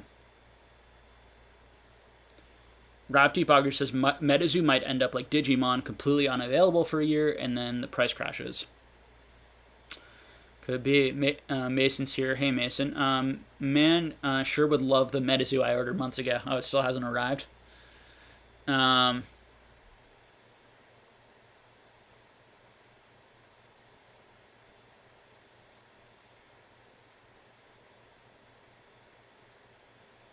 Let's see what we got here.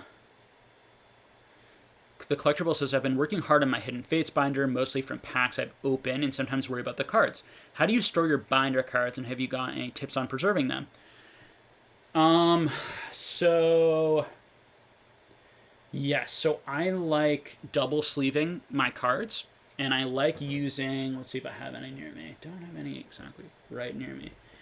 I like using both a one of the mats and perfect fit sleeve.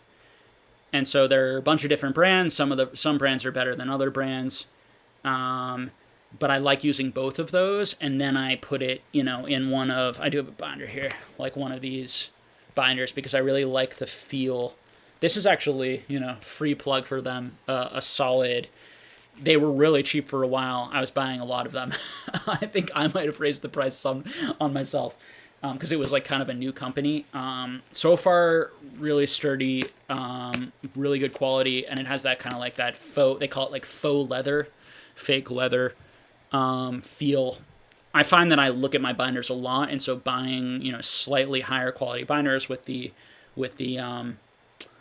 without the loops, because with the loops you when you're moving the cards around, you have to worry about like getting some binder dings in the cards. There's a little bit of a risk for that. You have to just be careful. With these, you don't have to be quite as careful with that. And they have those like side sleeves so they don't fall out. Big fan of those. So that's what I would say. But yeah, I'm big on both the feel and the aesthetic look. Things that I spend a lot of time looking at, I really want them to be very like pleasing, obviously to me and my sort of like, so, and that's from like a tactile standpoint of like it feels good to hold these books, to it's very easy to open them. I don't have to be stressed out that I'm going to like damn it. Like, you don't want to feel stress while you're looking at your collection. You want to feel like they're safe in there. I can move this around. I can bring it from room to room, and I don't have to worry that something's going to get damaged. So it's really important stuff in terms of enjoying it. John Pokemon says, "Hey Jake, any thoughts on the Play promos compared to the Play promo PvP promos compared to the 2009 and 2010 Daisuke Club promos? Similar reads, but prices are very different."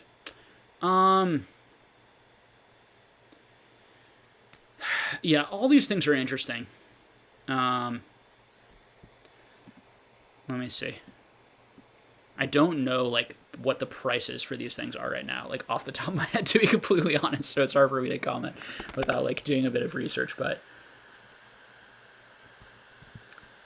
yeah, I mean, I think all of these sets, and including some like the earlier, like the fan clubs, like 2005, 2006, 2007, 2004. I think that it's interesting to see which ones have gone up in value and which ones haven't. Some of that makes sense, and some of that has to do with the Japanese market and which ones people were able to find and source in Japan, the prices that they were selling them over there, and then they were able to like bring them here for a while, and that was how a lot of them were coming to the States, because people were basically making money by sourcing them in Japan and then grading them and or selling them raw here for a profit. And then that just sort of like dried up, is my understanding on a lot of these. So, and those were the ones that tended to go up the most, but it's also has to do with like the popularity of the Pokemon. But maybe I'll do a little bit. I can look at that a little bit, John. Maybe I'll have a little bit more of an answer for you next week.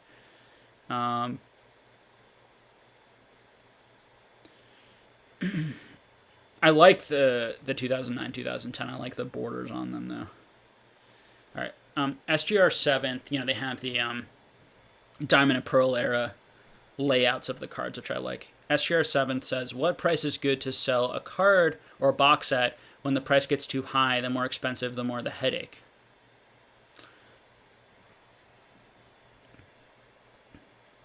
The more expensive, the more the headache in terms of selling. So I'm imagining what you're saying is like, I mean, it's a great problem to have, but it's like, how do you sell expensive items? And, if you're really anxious and worried about that stuff and not getting ripped off, I do suggest you sell through like one of these big auction houses if it's a very expensive item. But it'll likely be fine. You likely won't get scammed. Just don't use like, friends and family PayPal. Okay.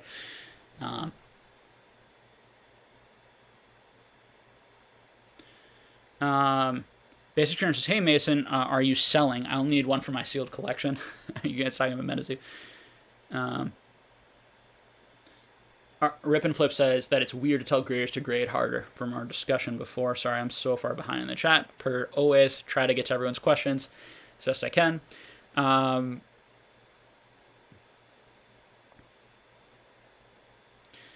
Mugia says, I don't think PSA grades harder per se. I think it's that they're more consistent.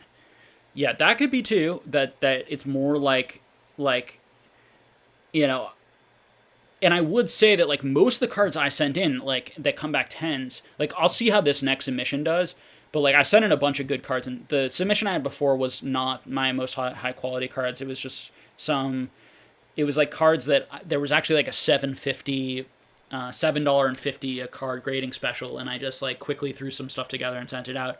This submission, there are a number more kind of minty cards. So it'll be interesting to see. Most of them should get 10s and 9s in this submission. If they don't, that'll be interesting. In the past, I've always, when I thought that I was going to get all 10s and 9s, I've almost always got all 10s and 9s outside of like, 1 or 2 7s or 8s because I missed something. I've never had a huge issue with PSA. I do have these, and just as Saul Mugia says, which is true, I do have some old certs that are clearly weak. And generally from the middle, I find some of the middle certs to be very weak. But I do think they're doing a better job now. Like I don't know if they're grading too harsh on certain things, and I know people are complaining about that. So yeah, I will have to I'll see what I get back in mine, and it's just one person's experience, but I'll let you guys know what I think at least about my few hundred cards I'm getting back, hopefully within the next 6 months or so.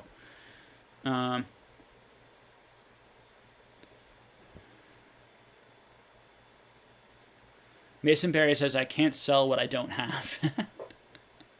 At this point, I think it's more likely that I'll get refunded than actually get my product. Glad he didn't pre-sell.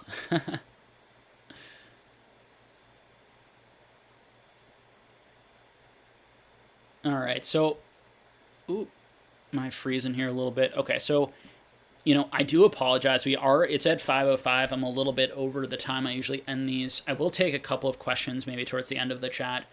I know I missed a ton of questions today. There's a ton more questions in the middle.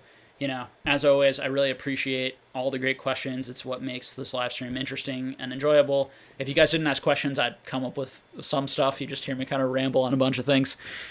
I think it's better to actually answer things that you guys want to hear about, and I really like interacting with everyone and just seeing what people are thinking about. So I'm going to answer just a couple more. Why don't we do like 10 more minutes towards the bottom here just to see what people are saying now. And yeah, man, and yeah, guys, and then I will see you all next week again. But let me grab a couple of these. Hey, Ahsoka, nice to see ya. Hope you're doing well.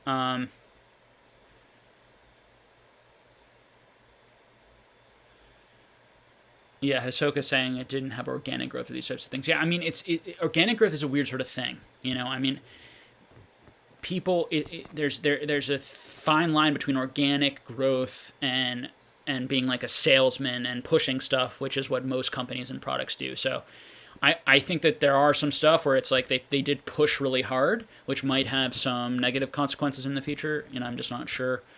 But I think it's a little bit like, what do you think the Pokemon company did when Pokemon first came out? The gotta catch 'em all, the pushing, the, getting kids involved, like hooked on all the games, all these sorts of things. Like, were they manipulated us to like Pokemon and buy the product and be engaged in the market? I don't know. So, John said, hey, Jake, in the Pocket Change podcast, you alluded to a recent Worlds auction that finished and you weren't aware, but you would have loved to buy. Was that the 2009 Tropical Wind Complete set?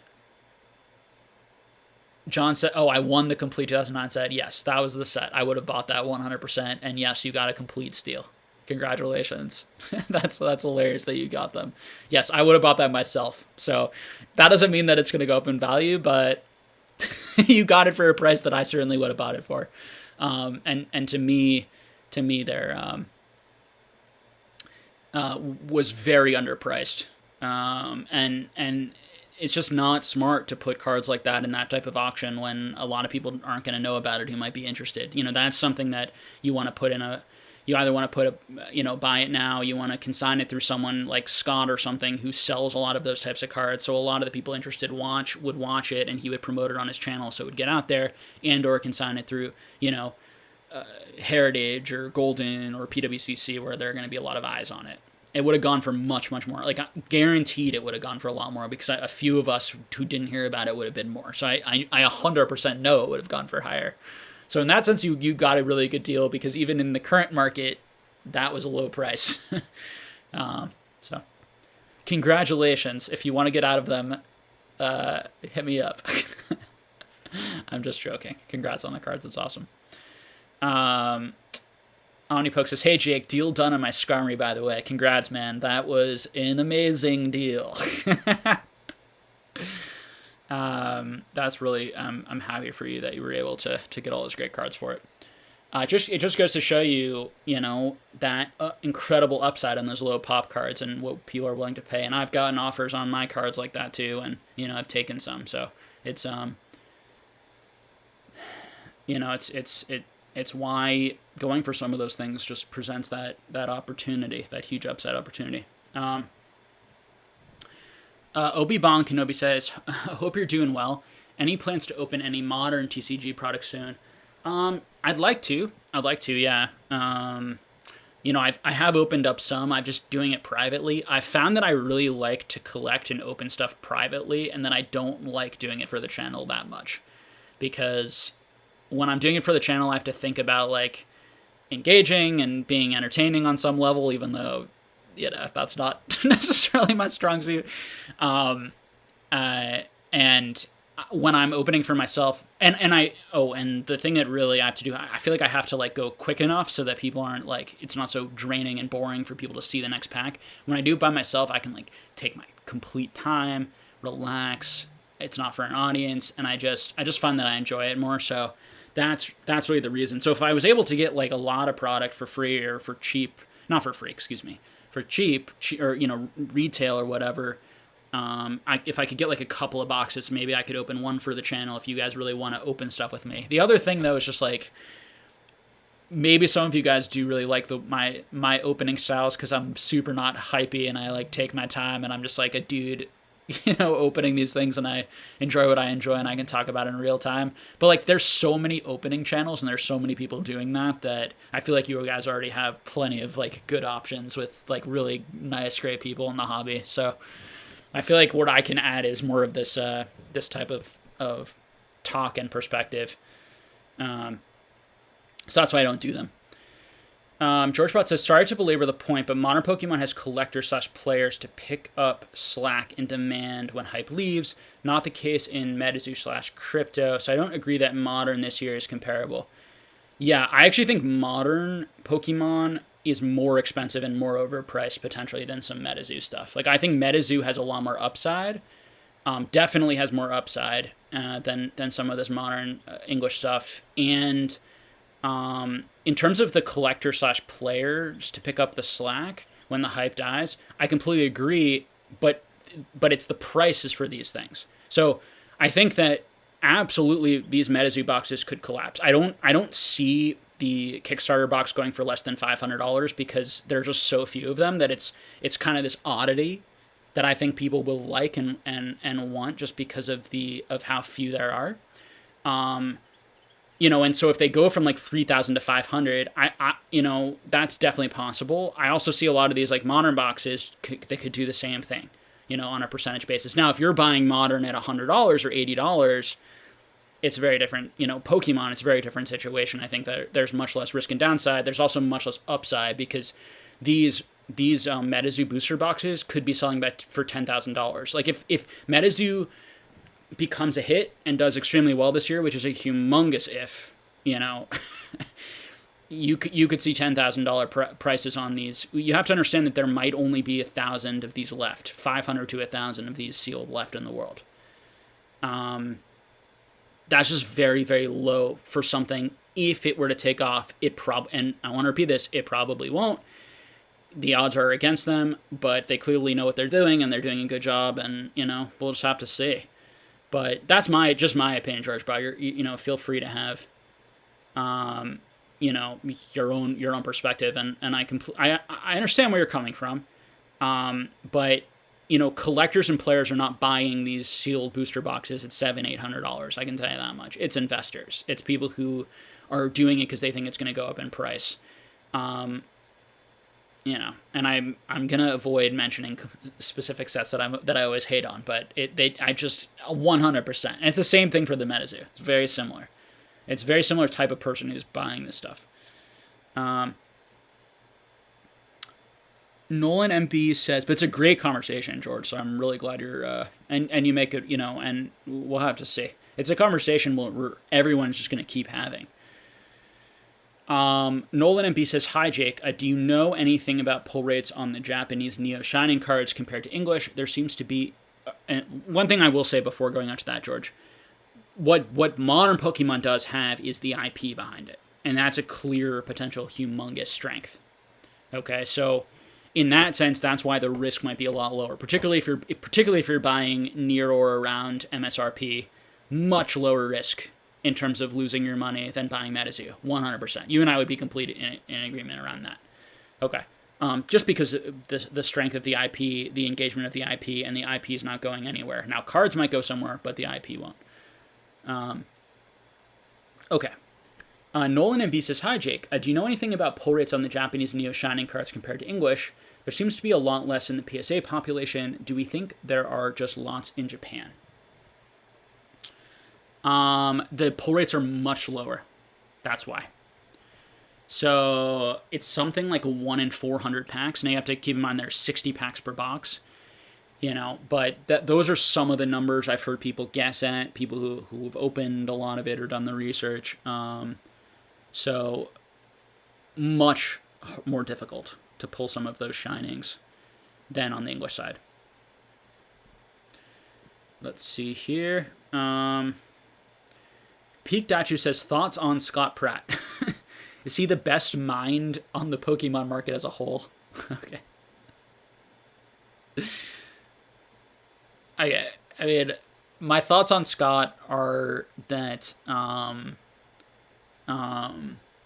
he is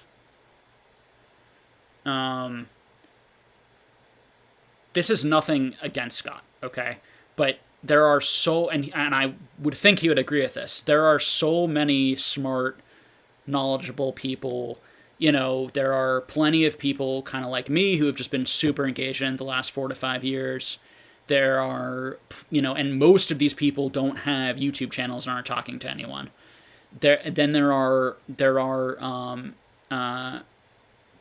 plenty of people who have been in it as long as Scott, 15, 20 years, or even 10 years, 12 years, which is very similar, on places like E4, maybe not even on E4, who don't want to come public, who are, know tons about this stuff, are super savvy, smart business guys, and then Scott is also all those things, super smart, savvy,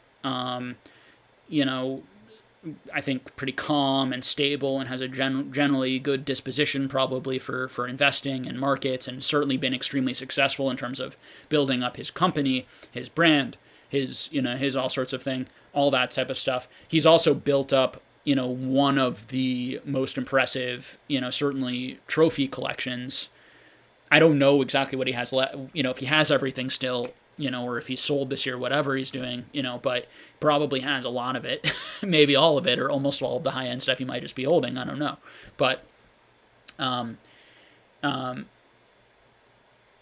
that certainly makes him someone who is very prominent and for lack of a better words, like very cool in the hobby, because he owns some of the coolest cards and has put together one of the coolest collections. And so I have a lot of respect for that.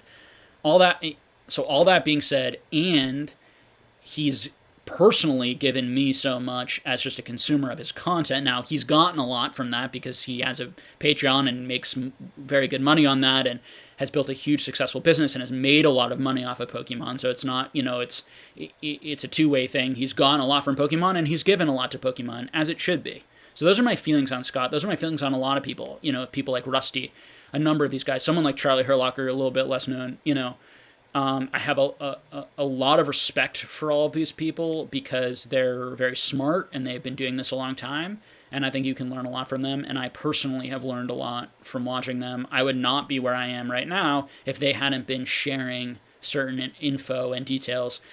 And then all that being said, I've gotten as much or more from a lot of people who are not on YouTube so there's so many knowledgeable people around and so many helpful people. So those are like all my thoughts on him in general, and his contributions.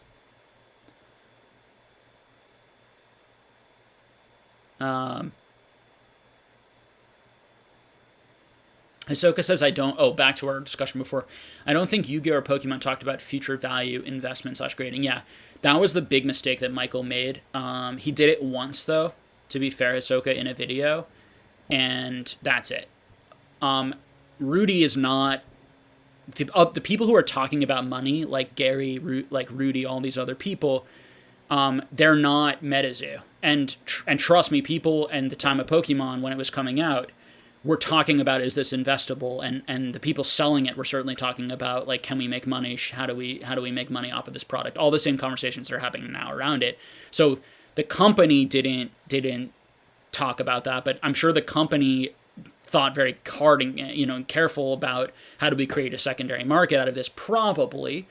And maybe not. Maybe they weren't, as interested. Clearly, MetaZoo and Mike has thought a lot about, how to create a secondary market, and partnering with people like Rudy, does show, who talks a lot about secondary markets and deals a lot in secondary markets, connects it to that. So, I'm sure you and I agree pretty much on it.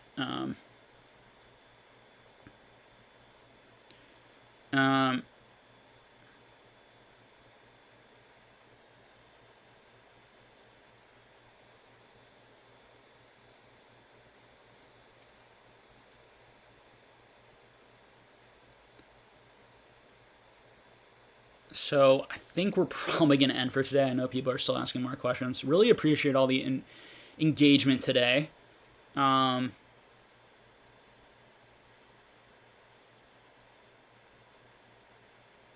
People asking about STC. Hey, man, asking about the skateboards. I have no idea. Maybe. I'm definitely not an expert on like other Pokemon memorabilia and so let's see.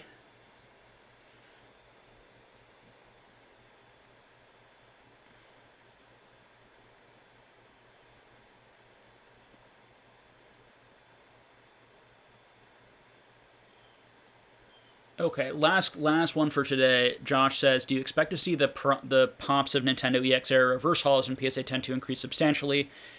I know you've talked about these recently.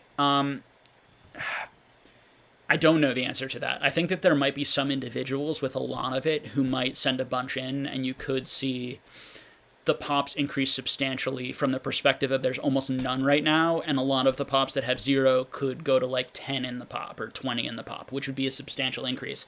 But to have 10 or 20 of a card is very, very little when you compare it to like anything else in this hobby, and when you compare it to things like sports cards, right, and other bigger hobbies. So that's what I would say about that. I do think, though, you have to be concerned that like there might be some of those cards might be super niche, and there just may not be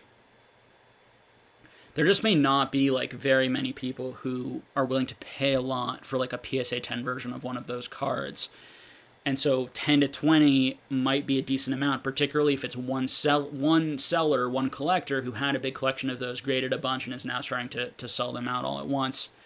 So that's what I would say about those. But yeah, you're definitely right. The not a lot coming back. So it's looking good for that stuff. It's looking good in terms of the supply. It's looking good for that. It's looking good for E-Series. Looking good, pretty good for Neo, at least in the 10s. And it's looking pretty good for even some of the other WotC 10s specifically.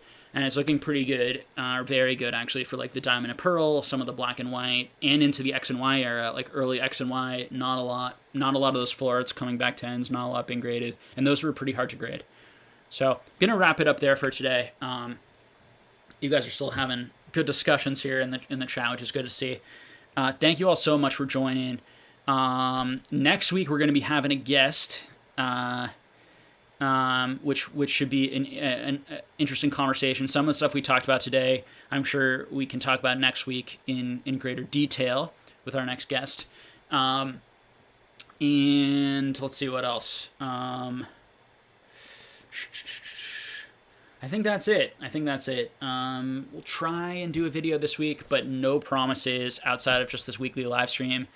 And yeah, I just want to thank all of you guys so much, just for the continued engagement, the continued questions. You guys make it fun every week. And, thanks for all the support. So we will reconvene next week, okay? All right. Take care, guys.